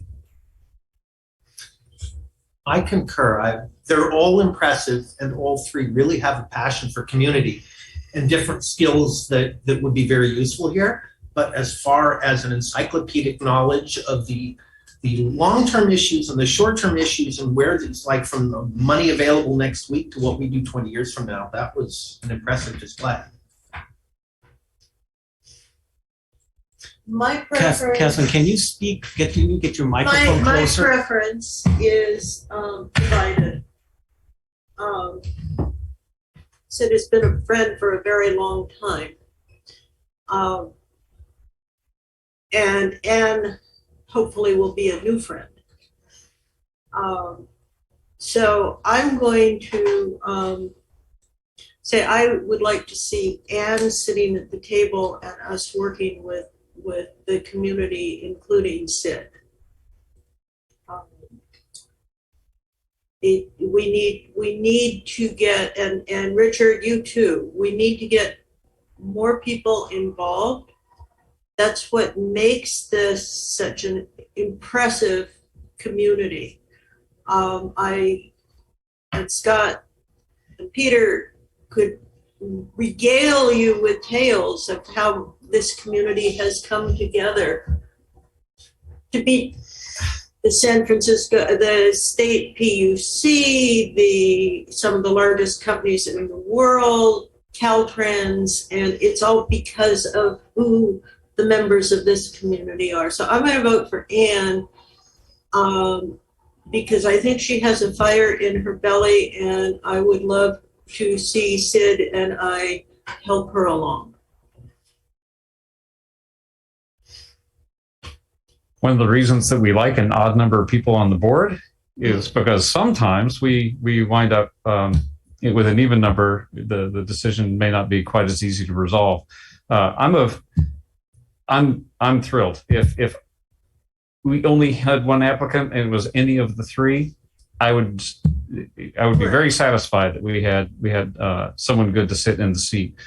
I think that Anne and Sid both have a lot. I mean, a lot going on. I took notes. I copious notes here, and I didn't get it all written down. Both are doing something that I really encourage everyone to do, and that is attend more meetings, and remotely or not. Oh, I do want to call out Richard. You mentioned that you watched the candidates forum online. I'm so glad to know that was useful to you. And in terms of the wealth of experience, I think Sid and Anne both are exceptional in that regard. I lean towards Anne for. I think we have some really interesting challenges in terms of negotiating with other agencies. And I just have a suspicion that Anne might have an edge there. And I'm pretty convinced that that Anne and Sid's long track record of being involved means that no matter what happens tonight, that doesn't change. So that's where my preference lies, but that leaves us with a kind of a 2-2 thing. But Like the Pope, we just do it over and over and go. Well, we do need to come to a resolution. One has some smoke. We can see if it's black or white. we do have the option, and let me just mention it just for the sake of thoroughness. We do have the option to not decide something tonight and do it again at another meeting. But I'm gonna say we've got good candidates in front of us tonight, and we'd be silly if we didn't pick one. But let's bandy it about a little and see if we come to some agreement. My reaction on hearing what you guys have said is that I'm absolutely the newcomer here. And this is the first real live meeting I've had with anybody. And so I'm the one who least has a sense of who works with whom under which circumstances, which is what this is really all about, it sounds like. And so I'm willing possibly to defer to you guys if you've got some intuition based on much longer personal experience than I would have based on essentially a display of knowledge. I see a couple of hands up. Perhaps there's some wisdom from the audience. Let's start with Michelle, and then we'll go to Jim. Sorry, wrong We'll hand. go to Jim now. Okay. I thank you. I know it's a hard decision, but I think that Sid has been involved a long time. She has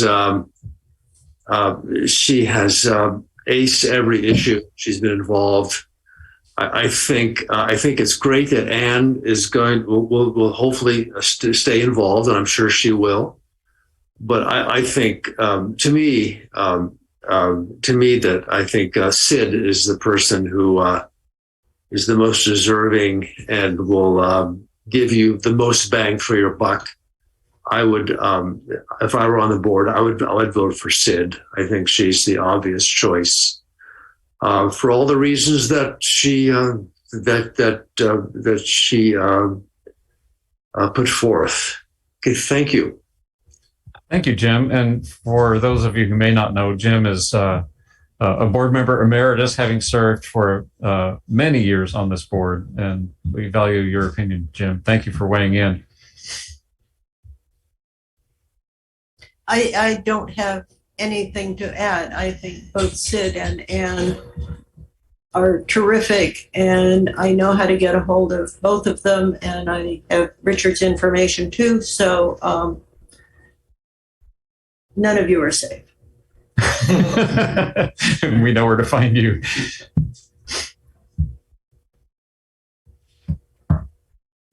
Well, I think what you're saying is you're leaving it to me to topple it one way or the other. Well, I can't topple it one way, but I could topple it the other. Something like that. Yeah. I don't feel a strong need to angle too hard for either Anne or Sid, and here's why. Some of us have been serving on this board for quite a long time and don't intend to serve forever.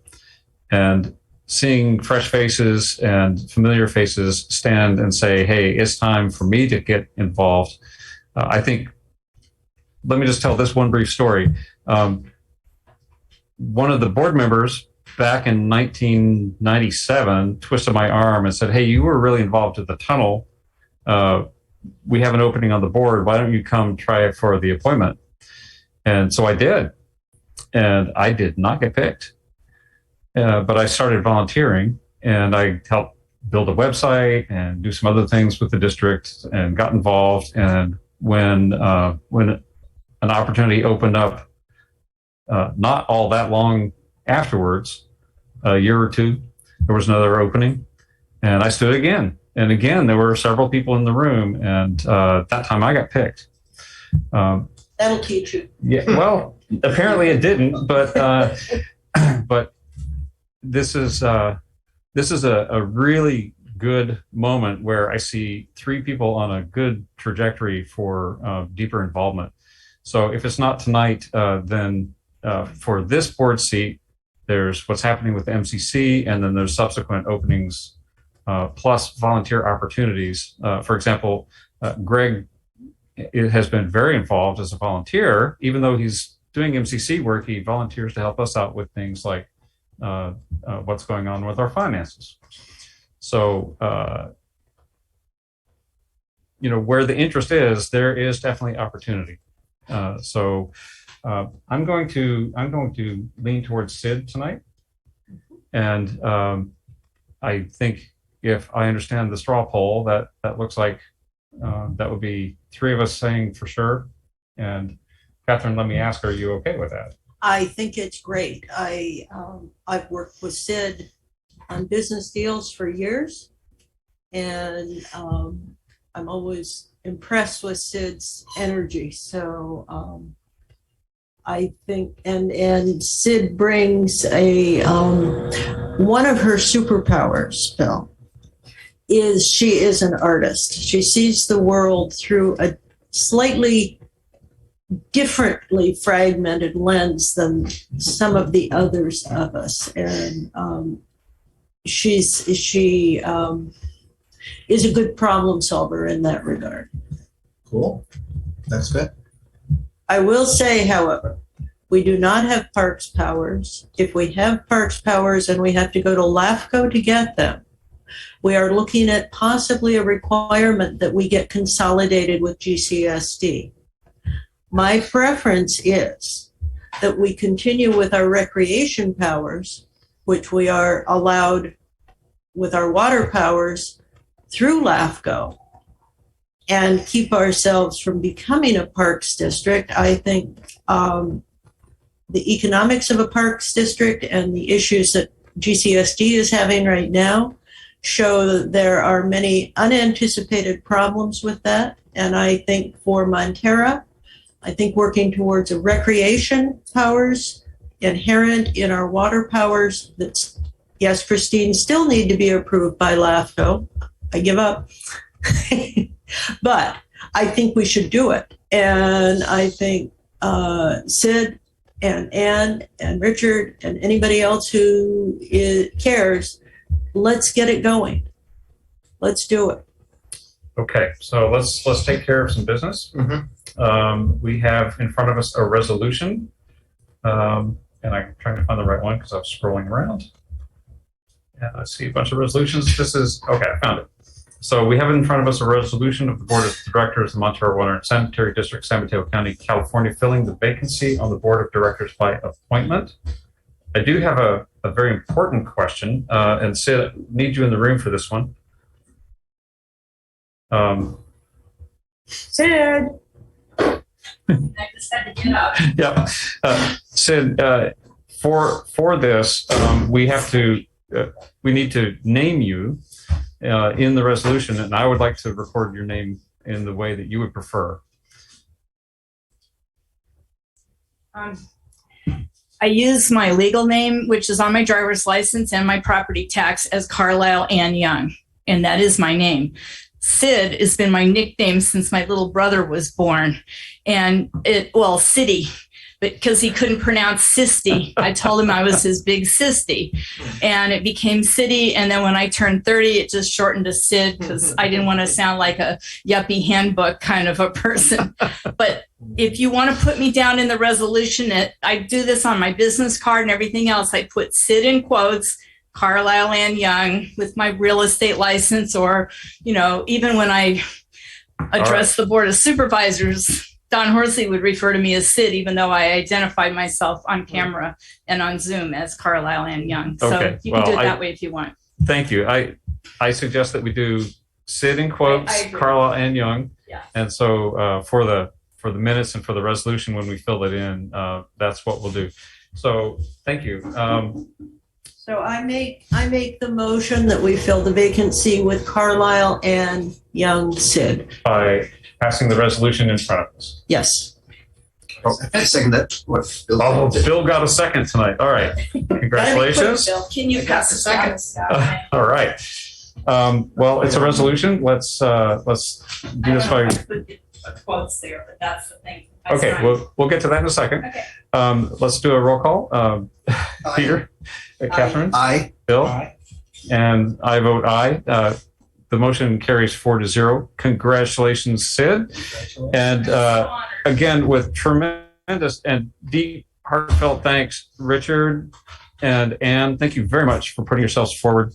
It's a hard thing to do, and I think you've heard Catherine say we know where to find you. Look forward to seeing you at our meetings and in the community and in other areas of community service around the coast side.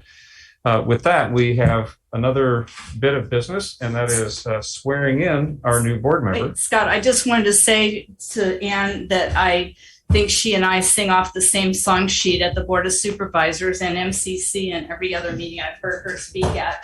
It's the first time tonight I've seen her in person on the screen, but she usually just has her name Ann. Anyway, Well, Where do I swear in? Right here. thank you. We'll do this, and what I'm gonna. Did you want to do it, or I can do it? You were the president, Scott. Okay, all right. So, We're facing that way. Face the camera, that way. okay, so what I'm going to ask you to do is, are you okay reading this? Oh, Because sure. that's easier. I have to read it out loud. Yeah, that's easier to repeat after me. Okay.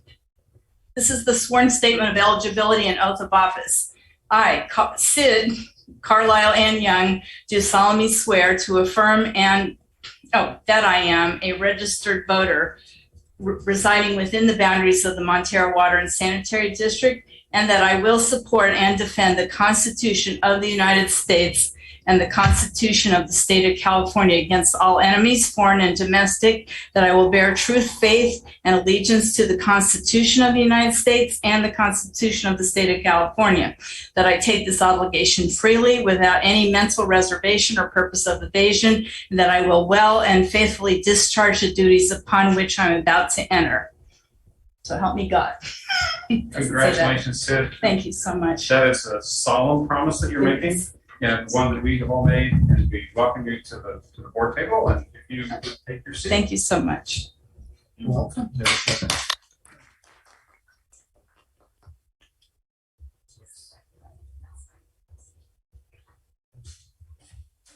Brand new electric blanket you can put over your legs. I already need one. All right, we'll give ourselves a moment to get sorted. We have a few more items on the agenda tonight.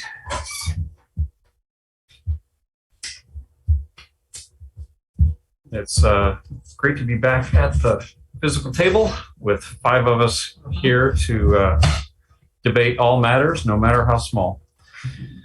All right, next on the agenda, review and possible action concerning authorization to send Prop 218 notices for water and sewer rate increases. Yeah, thank you, Scott. It's been a long process. We've been looking at this for quite some time, and quite frankly, kicking down the can a little bit on this. We've, at least on the water side, we've had a very significant rate increase pretty much 3 years ago. In May 3 years ago, we implemented the water system reliability charge. We asked the board at the time for, essentially laid out that we would need to invest around $2 million per year to keep the water system in shape and fixed up as it currently is. And the board essentially authorized us, authorized $1 million at the time, which was almost essentially, it's not a consumption rate, but it is specifically for the improvements, but that was almost a 50% rate increase. Since then, we have not raised the rates on the water side. And inflation has hit hard. We've seen 3 years of inflation since, particularly on the construction side. The increases were almost 30% in those 3 years. That has also led certain situations, and we're actually going to talk about this in our next agenda item. We were hoping to get some grant funds for some projects. That is not turning out to be true, so we have to pay for the project ourselves. So ultimately, we are trying to implement now a number of improvement projects very soon. We're in the process of preparing the RFPs for the projects. That's on the water side and the sewer side. So there's some heavy spending happening within MWSD on the water side. On the sewer side, a lot of the spending is actually happening on the Sewer Authority Mid-Coast side. And there we have also seen some rate increases in the past. We've seen now since the last 3 years, we've done 9% increases. Cost however, are continuing to rise tremendously on the sewer side. We have, for example, now 500,000 unanticipated expenditures just through the pipeline rupture. We also understand that the Montara pipeline is intended to be replaced very soon. That has been unfortunately pushed off since a very long time due to the resistance of our partners in the Sewer Authority Mid-Coast, the City of Half Moon Bay. We were not able to place this pipeline on a regular replacement schedule starting about 10 years ago.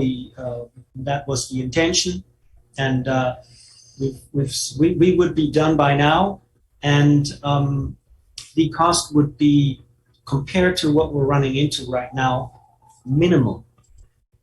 So we know, unfortunately, that our sewer rates have to continue to go up. We looked at that extensively, and we're going to continue looking at this extensively.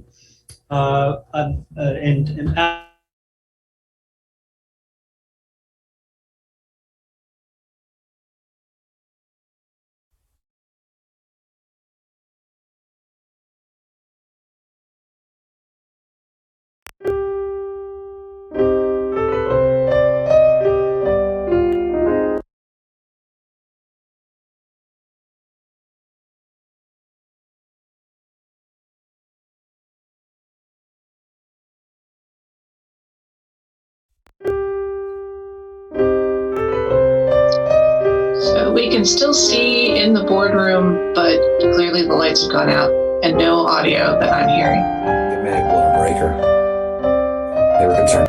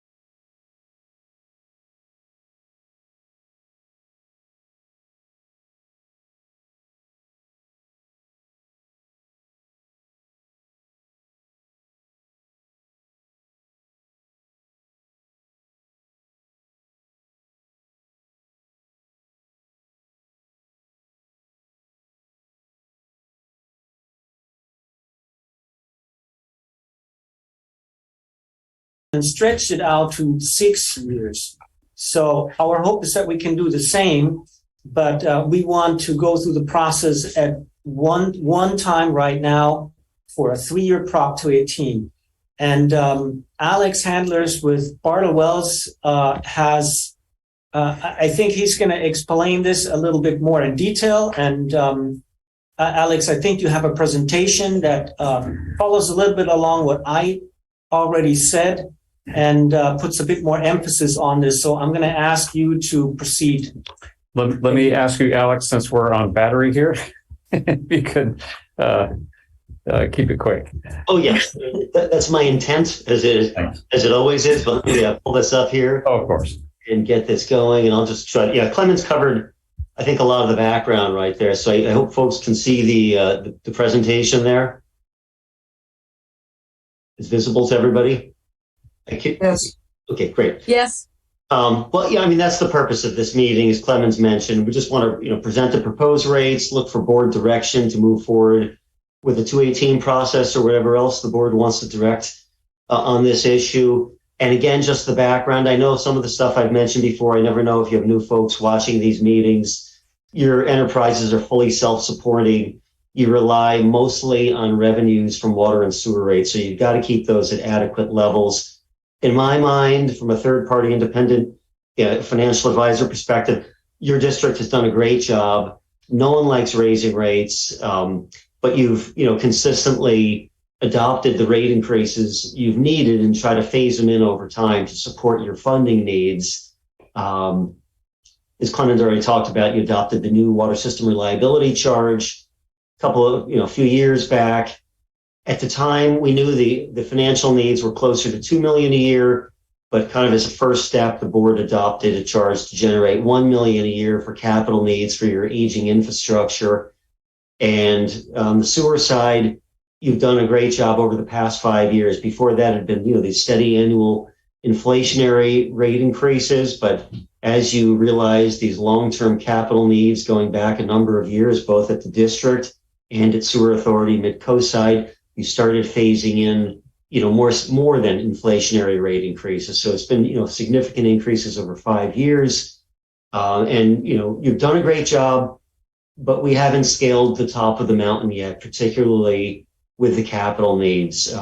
It's been mentioned many times, analysis, looking at all your assets and the replacement costs and when things are the expected useful lives, when you're going to need to replace things. Both on water and sewer, the engineering analysis showed they both need about $2 million a year for the district's assets. It doesn't mean you have to be spending, $2 million today, but this is over time. And the other thing that's known is that $2 million was based on estimates from about 5 years ago. So there's cost escalation that happens in there. Today, to do that $2 million, maybe more like $2.5 million, or maybe even more for pipelines. And these costs are going to likely continue to escalate in future years. So the $2 million keeps growing. And on top of that, you've got the sand treatment plant. It's over 40 years old. It hasn't had a lot of investment over the years, and it's just at the end of its useful life, like a lot of treatment plants around California. So the independent analysis recommended 40 to 60 million. Your share of that is somewhere a little over 20%, is my understanding.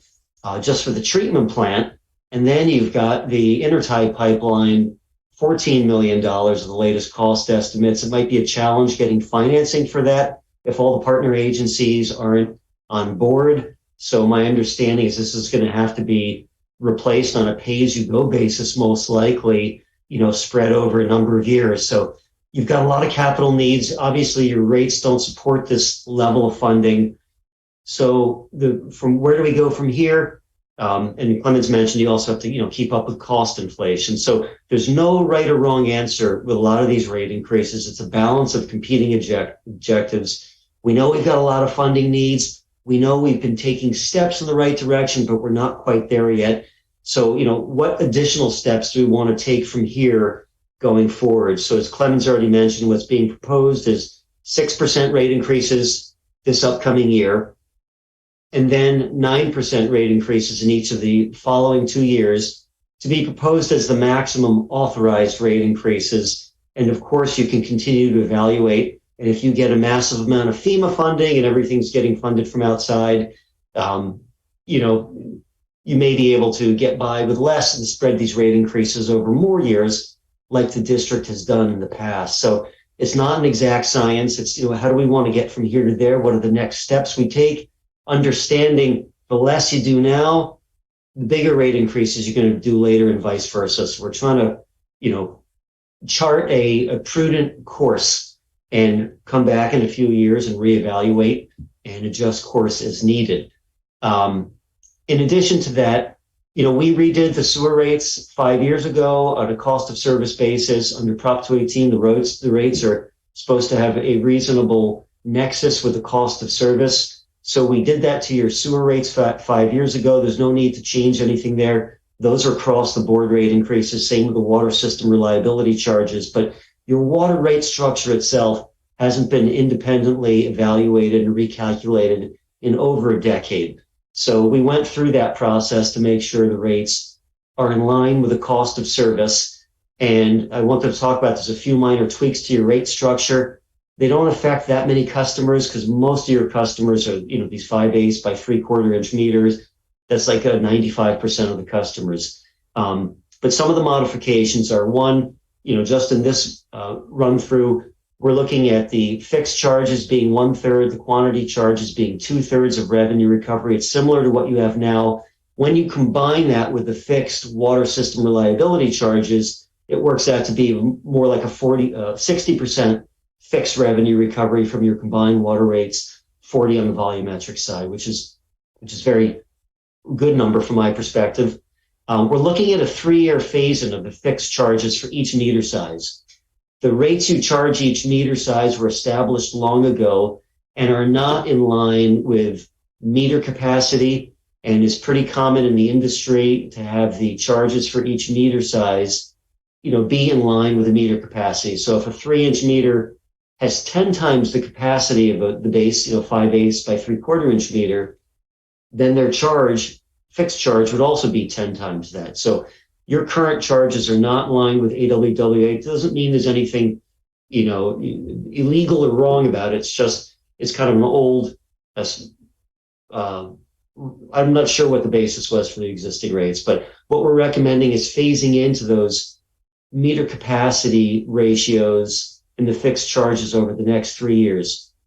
And what this would do is result in bigger rate increases on the larger meter sizes, who are the ones who have historically been paying fixed charges that are lower than their capacities would justify them charging. So we're just phasing into it over 3 years. Again, you have very few customers that have meters over 1 inch. So it's only going to affect, less than 15 or 20 customers in all. On top of that, the water quantity charges, you have a 3-tiered rate structure. The tier breakpoints seem very logical based on the water use patterns of the district. We're not recommending any changes to those. However, what we are recommending a change in is keeping the tiered rates for all your residential accounts, single family and multifamily, and your small commercial up to 1 inch. The multifamily rates, as you currently apply them, you adjust the tiers based on the number of multifamily residential dwelling units. So Pillar Ridge has, 200, I'm forgetting the number, separate dwelling units, they get 200 in tier 1, 200 in tier 2, etc. However, where this kind of falls out of equity is when you're charging tiered rates to not a multifamily customer with a large meter, but a regular commercial or, could be a school, which has a large meter and very quickly uses all the water in tier 1, 2, and, ends up in the highest tier rates for almost all their water use. So there's discrepancy there. So we're recommending to do what most agencies around California have done when they have tiered rates, is have a uniform rate for those large meter customers. Again, it's very few who are non-residential. I think there's only about 9 of them in all non-residential larger meter customers. So they would pay a uniform rate right out of the gate. And, so they don't get the advantage of the lowest tier, but they also don't pay more in the highest tier. And also in looking at the tiers, there needs to be a reasonable cost basis for the tiers. You can't just do tiers for purposes of conservation. they have to have a nexus with cost. So we came up with I think is a reasonable cost nexus, and it results in the tiers stepping up evenly within each tier, as opposed to the right now your tiers step up, the first few tiers at an equal increment, but the top tier jumps up twice as much. So now the tiers would step up a little more incrementally. And that's what's shown on this next chart. This is in the draft 218 notice that was in the board packets, showing what the rates look like. And I put on this chart how many accounts are at each water meter size, so you could get a sense of who's paying which rate. And again, most are at the 5/8 by 3/4 or very close to that. Very few are above 1 inch, very few customers. And on the bottom part of the chart shows the quantity charges billed per 100 cubic feet. 100 cubic feet is about 748 gallons. So the rates are, would go from $8.36 per 748 gallons. It's a little over a penny. Maybe it's like 1.2 cents per gallon to, 1.5 cents per gallon at the end of the 5 years in tier 1, and escalate as shown here. And then I added a separate line in to show those very few non-residential accounts with larger meters. They would pay that uniform rate, which equates, roughly to the tier 2 rate, just to try to make, keep that equity between your customers of different meter size. On the annual water system reliability charges, no need to change anything in the rate structure there. We already did those. They align with the meter capacities, and those would go up, 699 across the board. Customers with private fire service connections only will just pay the private fire service charge. But if you have a water and private fire service, you're only going to have to pay the water service account charge. You don't have to pay both because it's already covered by the water charge. Sewer charge across the board rate increases for the next 3 years. Again, the impacts are going to vary a little bit based on what class you are and how much water you use. So the next steps in the process, we're looking for direction on moving forward with the 218 process. The goal of staff is to get these notices mailed out in the next couple of weeks in order to meet the 45-day noticing requirement before a public hearing, which is tentatively scheduled for May 4th. And in that time, the budget process is also going on. So depending on what the board opts to do here, it may impact what the district's going to be doing with its capital improvement budgets coming up in the budget process. So I know we're planning to work with Clemens and Tanya and Pippin, and you'll figure out what are the appropriate capital amounts to put in there. But the goal is, generate over time more and more funding each year to help address the capital needs, with the goal of new rates, coming in effect on July 1. Whoops. And let me unshare. So that summarizes what I was going to cover. I'll turn it back over to Clemens and the board. Yeah, the microphones are dead. So Peter, just talk towards the laptop. Yeah. With these increases coming forth, I am thinking specifically about customers experiencing financial hardships. At the present moment, these customers experiencing financial hardships get a $200 sewer credit and a $200 water charge credit per year. What I suggest should happen is that these amounts are doubled. It will have an impact of about $10,000 on our budget, but I think that's well worth it, helping those with financial hardship to have an easier time making the transition to a higher rate. It would mean that, or it does mean right now, that the average customer pays about $130 per month for sewer charges. In the case of Pillar Ridge, that amount is actually higher. It's something like $150 that every month must be paid towards sewer. The average water bill is $75 a month. If we have $400 in place per year for the water and $400 per year of a discount for water, that would reduce each one of these monthly bills by about $33, which I think is appropriate. I think that's a good idea, Peter, particularly what I've been reading about what people have been suffering from with PG&E and all the other increases in costs. We are a community district, so I think we should actively consider that.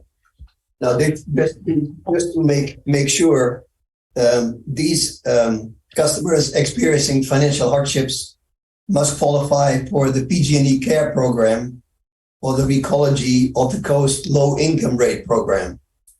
Once they qualify for those, then they automatically would qualify for our rates, discounts. I have a question, Clemens, on this suggestion. Is that something that we can handle tonight, or is that something that we would need to agendize further? I would think. I would think that we would have to agendize this further and pass a resolution to or amend. I think this is actually in our code, so this may require even an ordinance. I have to ask Christine on that, but it definitely requires further action.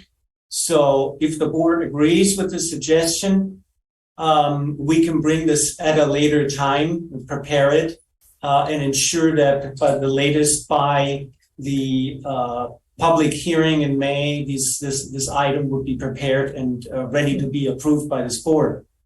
Okay, thank you. That helps. Okay.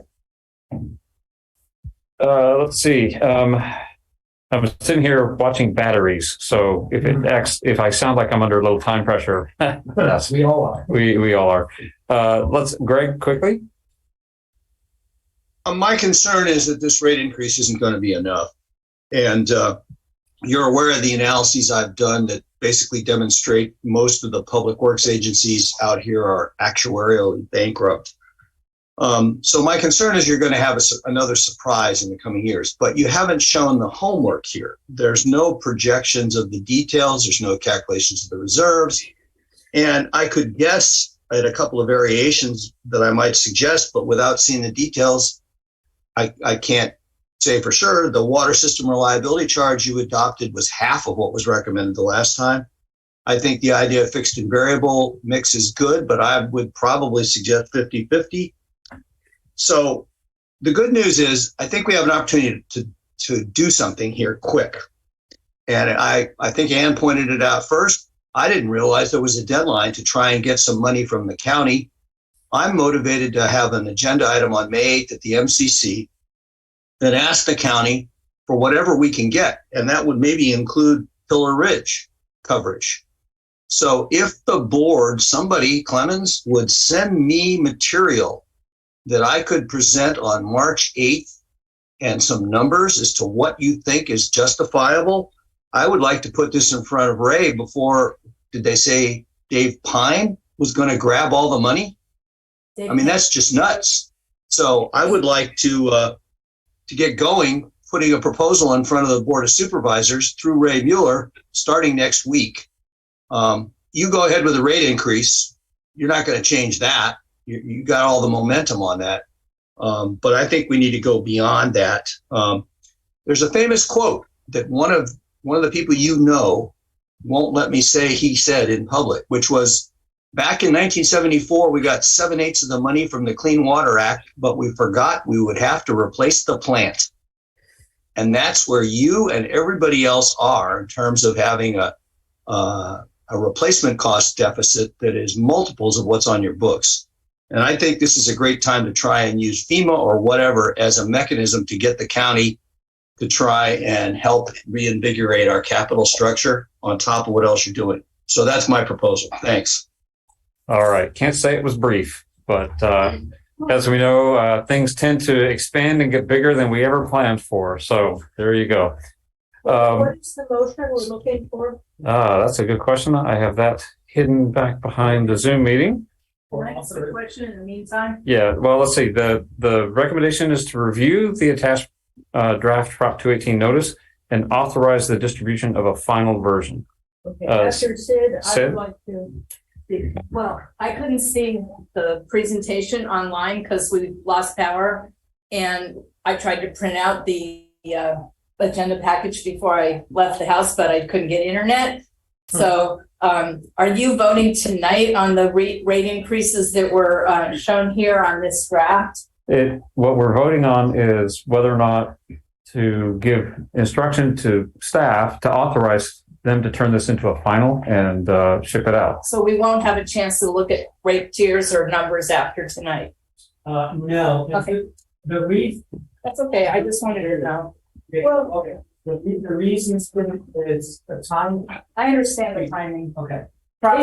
Except as Alex pointed out, we're voting on top tier rates so we can adjust within those. So when we send out the 218 notice, it's going to be the maximum rates. After that, we're going to discuss the rates we really charge. Okay. So let me restate that, because I think that could be misunderstood, even saying it that way. Let me restate. It sets an upper limit on what we might do and what we're allowed to do in terms of raising the rates. Our practice as an agency has been to try to be conservative and not go all the way to what the limit allowed. And as Clemens pointed out earlier in his comments, what that allowed us to do last time was take a 3-year authorization, take the ceiling that we had put in place through the previous 218, and we didn't hit that limit for a total of 6 years. So we stretched that out. What I just want to add a comment to emphasize something that Alex said, and that is the money we spend today is more powerful than the money we spend tomorrow, and the money that we spend tomorrow is going to have to be a lot more. That's right. It's just like savings. The money you save today is worth a lot more in the future, and if you think of it kind of as the flip side of savings, we've been watching, some of us have been watching what's happened over the past couple of decades with the cost of materials and the cost of labor. And boy, we're kind of shaking our heads like there's some stuff maybe we should have done 10 years ago that is costing extraordinarily more now. I mean, like jaw-droppingly more. And so we need to get these kind of things in the ground as soon as we can, because in 10 or 20 years, those numbers are going to be Double. Unbelievable. So, and this has just happened over time. And what we've seen the past year or so, we've seen a steep increase. We hope that levels out a little bit, but it's just a strong reminder, get it done sooner. Sooner's better. So my other question is, this tonight, is it only for rate increases for within the district, or is it also including what the estimated capital improvement for the deferred maintenance at SAM is going to cost us? So this would only be Montara Water and Sanitary. Because You said, let me add to that. well, I just was going to finish my sentence first, and that is that in real estate, things don't get cheaper over time. If you defer doing your pest, fumigation, and you wait 12 years, and now somebody wants to buy your house and it's eaten half the house, and you're like, oh, that's much more money than it would have been. Yeah, it was. Yeah. So that's why I think we should do it. And Sid, so out of these rates that we are voting on is what we pay SAM. So whatever SAM's rate costs are will be paid for through this rate adjustment. So in a way, it is SAM. It is SAM. Okay. It's how we fund SAM. Right. But that needs to be tied pretty close to our costs. But I'm well aware that one of the Joint Powers agencies has been deferring voting in favor of making capital improvements for a good decade or more. So we have there's a bigger nut to, or mountain to climb. I move that we authorize staff to send out the Prop 218 notice. okay, so Catherine, on to it, keeping some notes. Catherine with the motion, Bill for the second.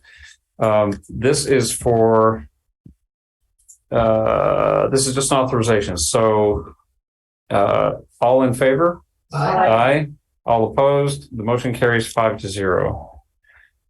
Okay. I want to chime in. Yeah, you're not adopting any rates tonight. It's just to get the notice out.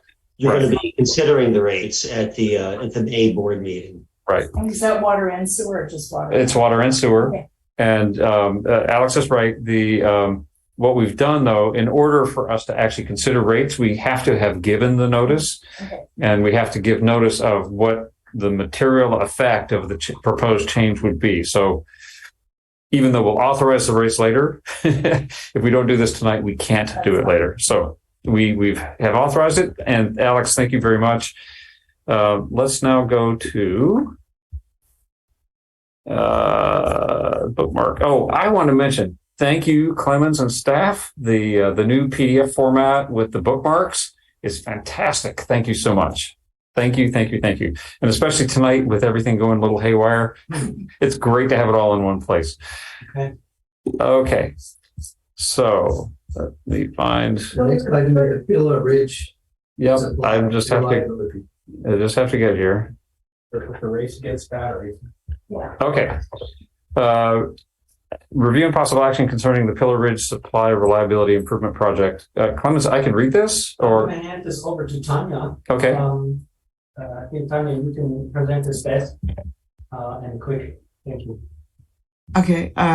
Thank you, Clemens. Mr. President, members of the board, I will make it as brief as possible.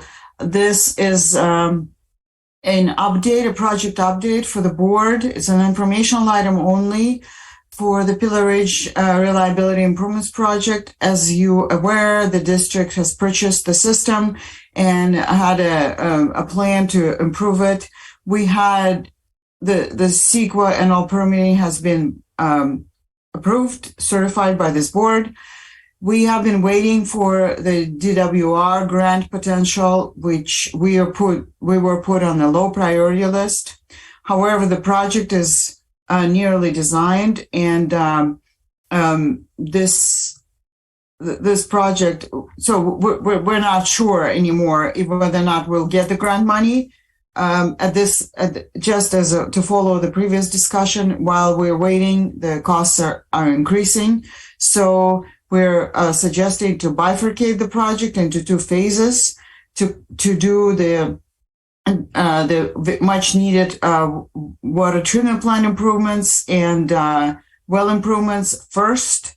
That will increase the reliability and improve the water quality for the residents.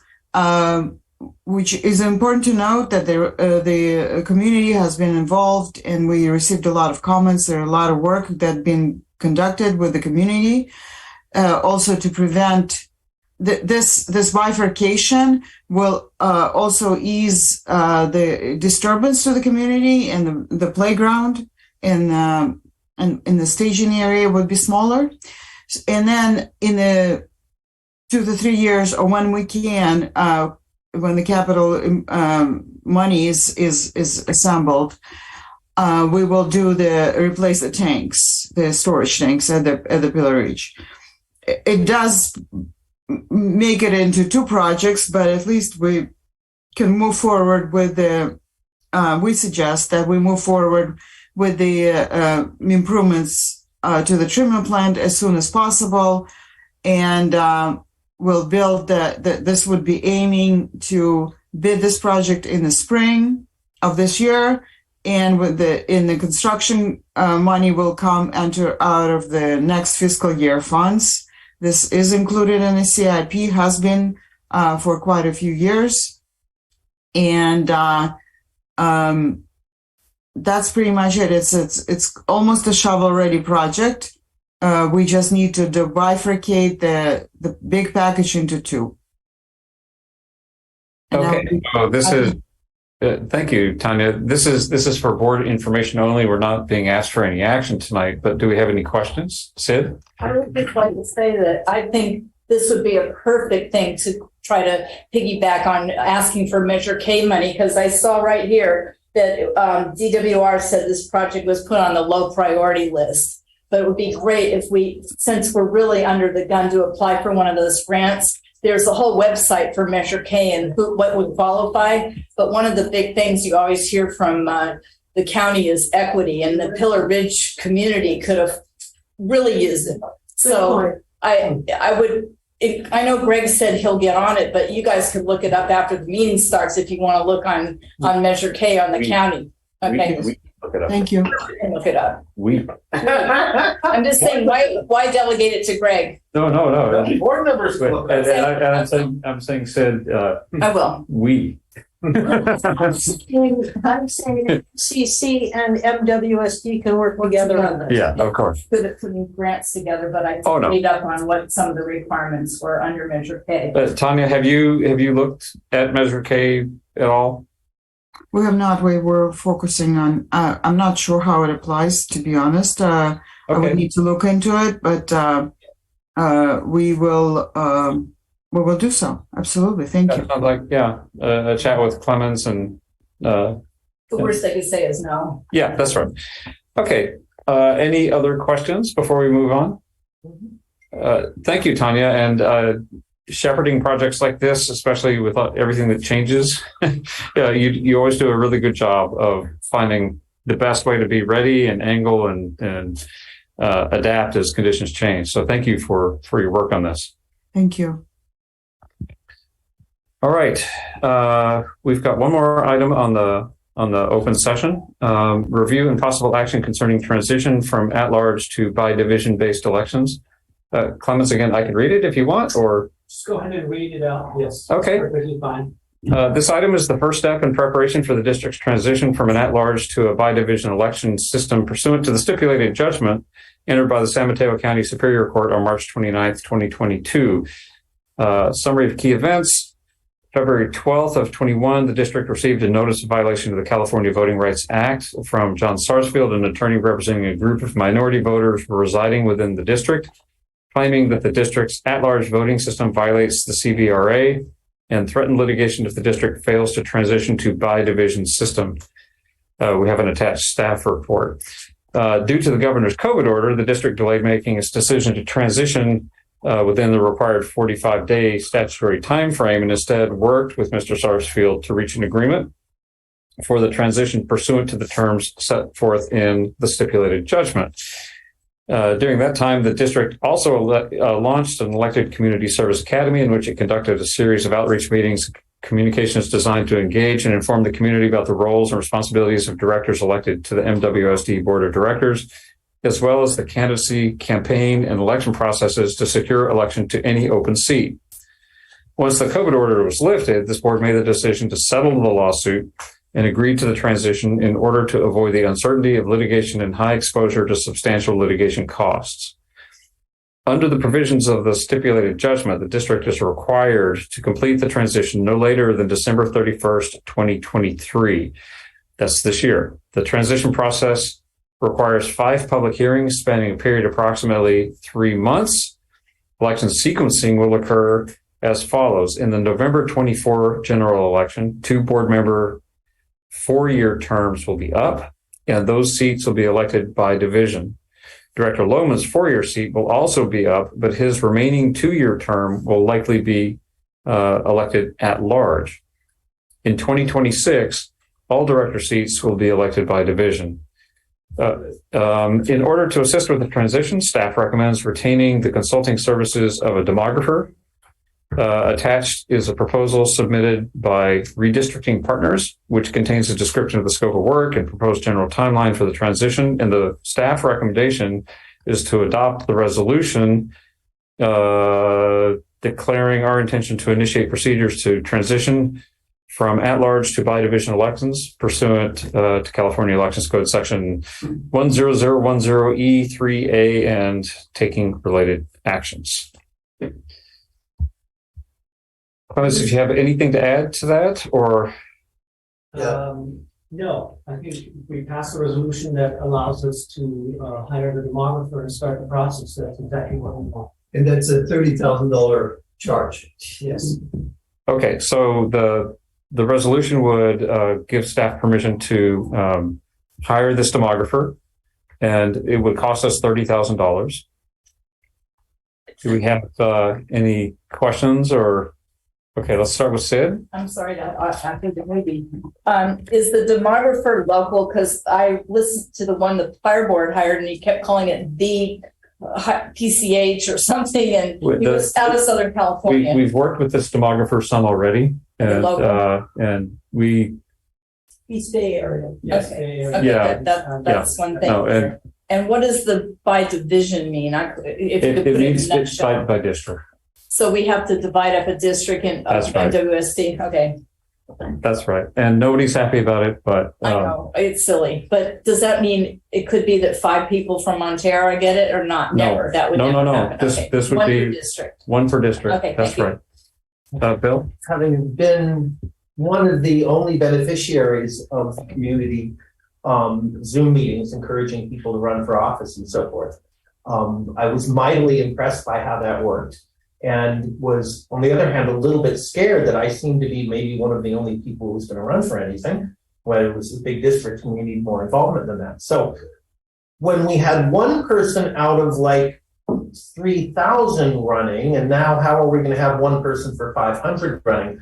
My mind is worried that there's a mathematical consequence of subdividing too small an area further into districts. So I want to make sure I have a chance to talk mathematics with the demographers and make sure that the recommendation to the court that's implemented is not one which essentially has the County Board of Supervisors appointing out of a jar 3 of our 5 directors, which seems to be a quite possible mathematical opportunity, unless somebody tells me it can't happen. Well, let me tell you this. This is not the first time that concern has been raised by members of this board. The subdivision thing is that the California Voter Rights Act is very well intentioned, and there's a tremendous need for something like it in many places. In small districts like this, it is a ham-fisted hammer, and it's not well tuned for.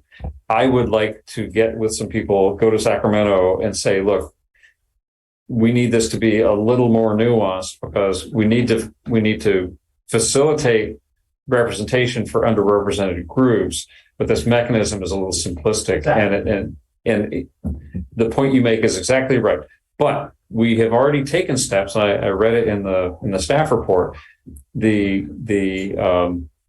sessions that we had on what's the board, how to run, what it takes to get elected, all of that is part of a process that we need to continue to drum up more interest and draw more people into participation.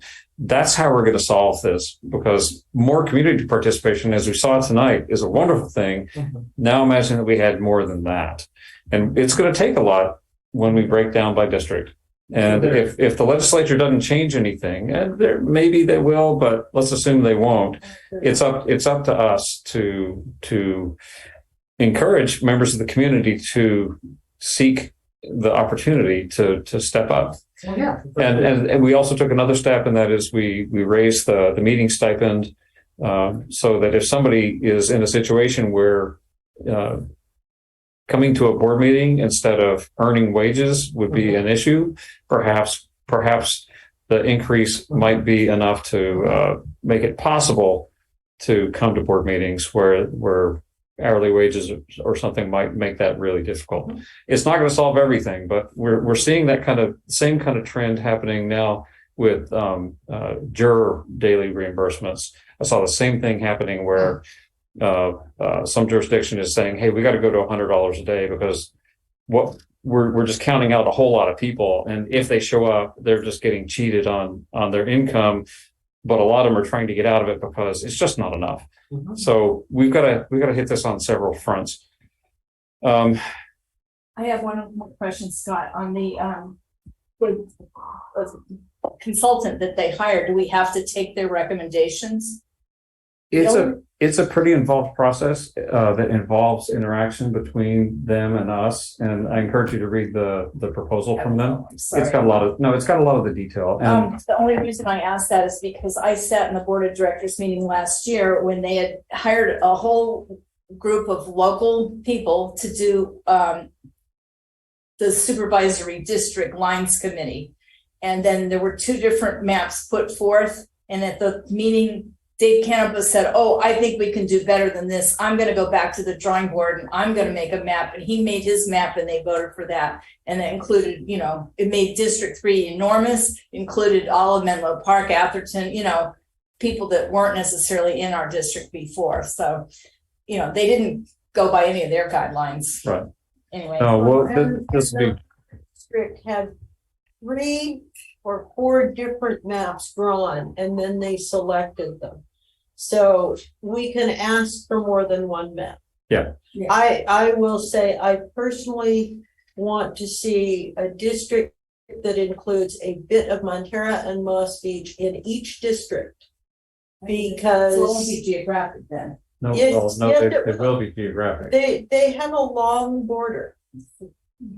Because otherwise, what happens on boards is, as I've seen it at the Board of Supervisors, people start representing only specific communities. And Montara and Moss Beach are pretty much the same anyway. Yeah. So let's not put more division in by dividing it up. Well, what Dave Hannaford did, we are now the whitest, the highest income, the highest education, the most English speaking and the least other speaking. I mean, he made us the whitest white bread district ever because of what he did by including those extra fancy towns on the other side. So what's before us tonight is a resolution to give staff the approval to go ahead and get this process started. And one thing I want to emphasize is we're on a clock, and We're on a battery. well, yeah, but that doesn't seem to matter when people start talking. So, but the clock for getting this done is very serious, and we have 5 community meetings to get done. A lot of work to do with the consultant. A lot of work. I move that we authorize staff to enter into This is a resolution. So you're moving the. Yep. Okay. So that is the resolution of the Board of Directors of the Montara Water and Sanitary District declaring its intention to initiate procedures to transition from at-large to by-division elections pursuant to California Elections Code Section 10010E3A and taking related actions. Yep. Okay. Do I have a second, please? A second. All right. We have a motion and a second. Catherine and Peter. It's a resolution.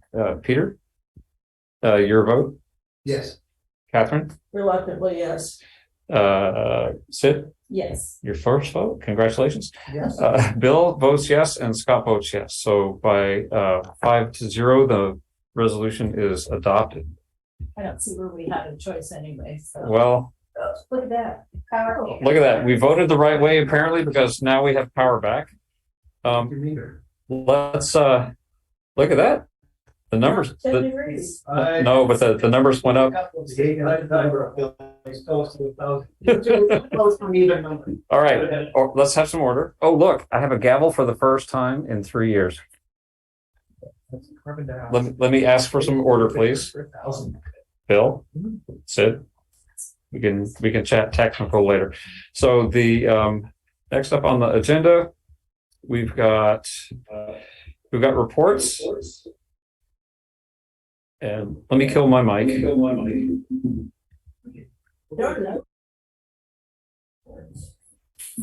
1 second.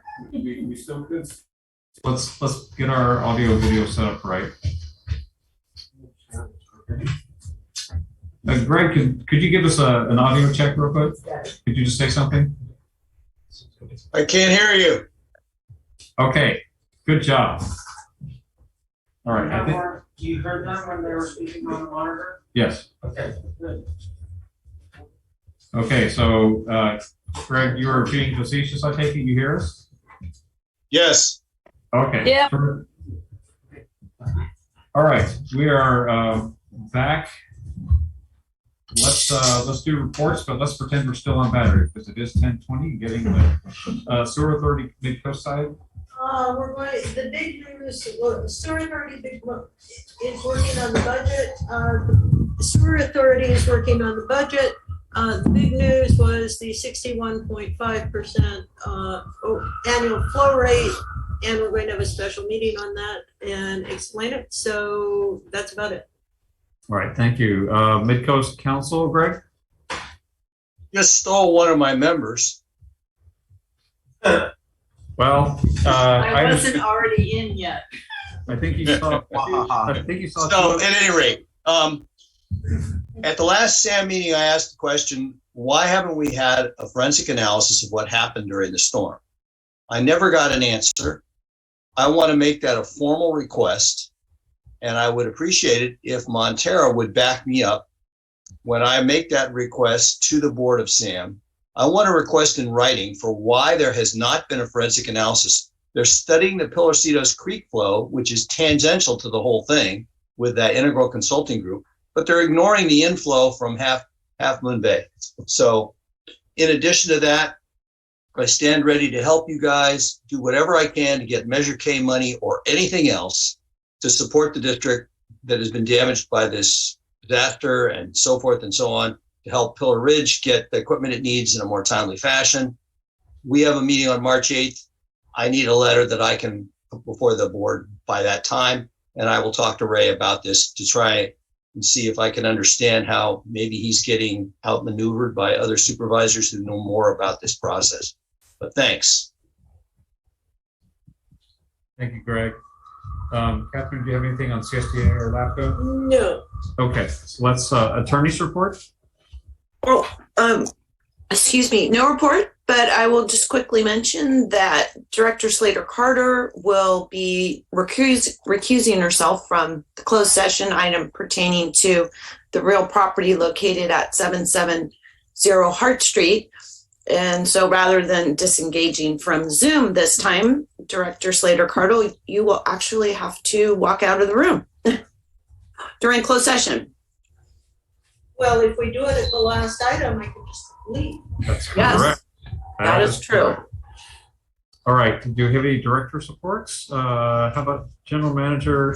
Anything to add to your written report? Yes. I wanted to report that we did actually have some trouble on the sewer side in the recent storm. There, a tree fell on the California pump station and took the PG&E power pole out.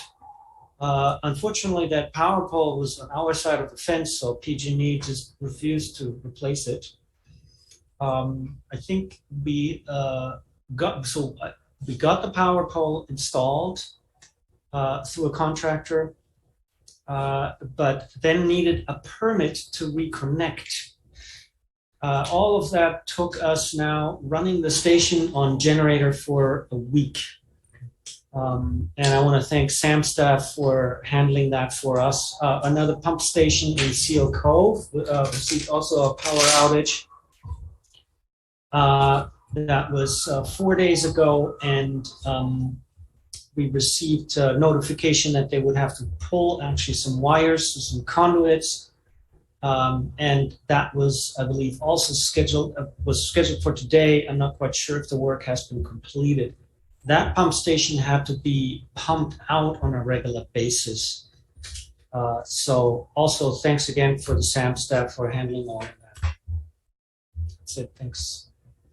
Okay, thank you, Clemens. And thank you to the SAM staff. You never know what's going to come up, and a tree knocking out one of our own power poles. I think that's a new one. Or we're losing power to the building during a board meeting, and SAM staff comes out and helps us as well. Oh, well. Thank you. MWSD staff and SAM staff have been working together. All right. Thank you. Great teamwork. All right.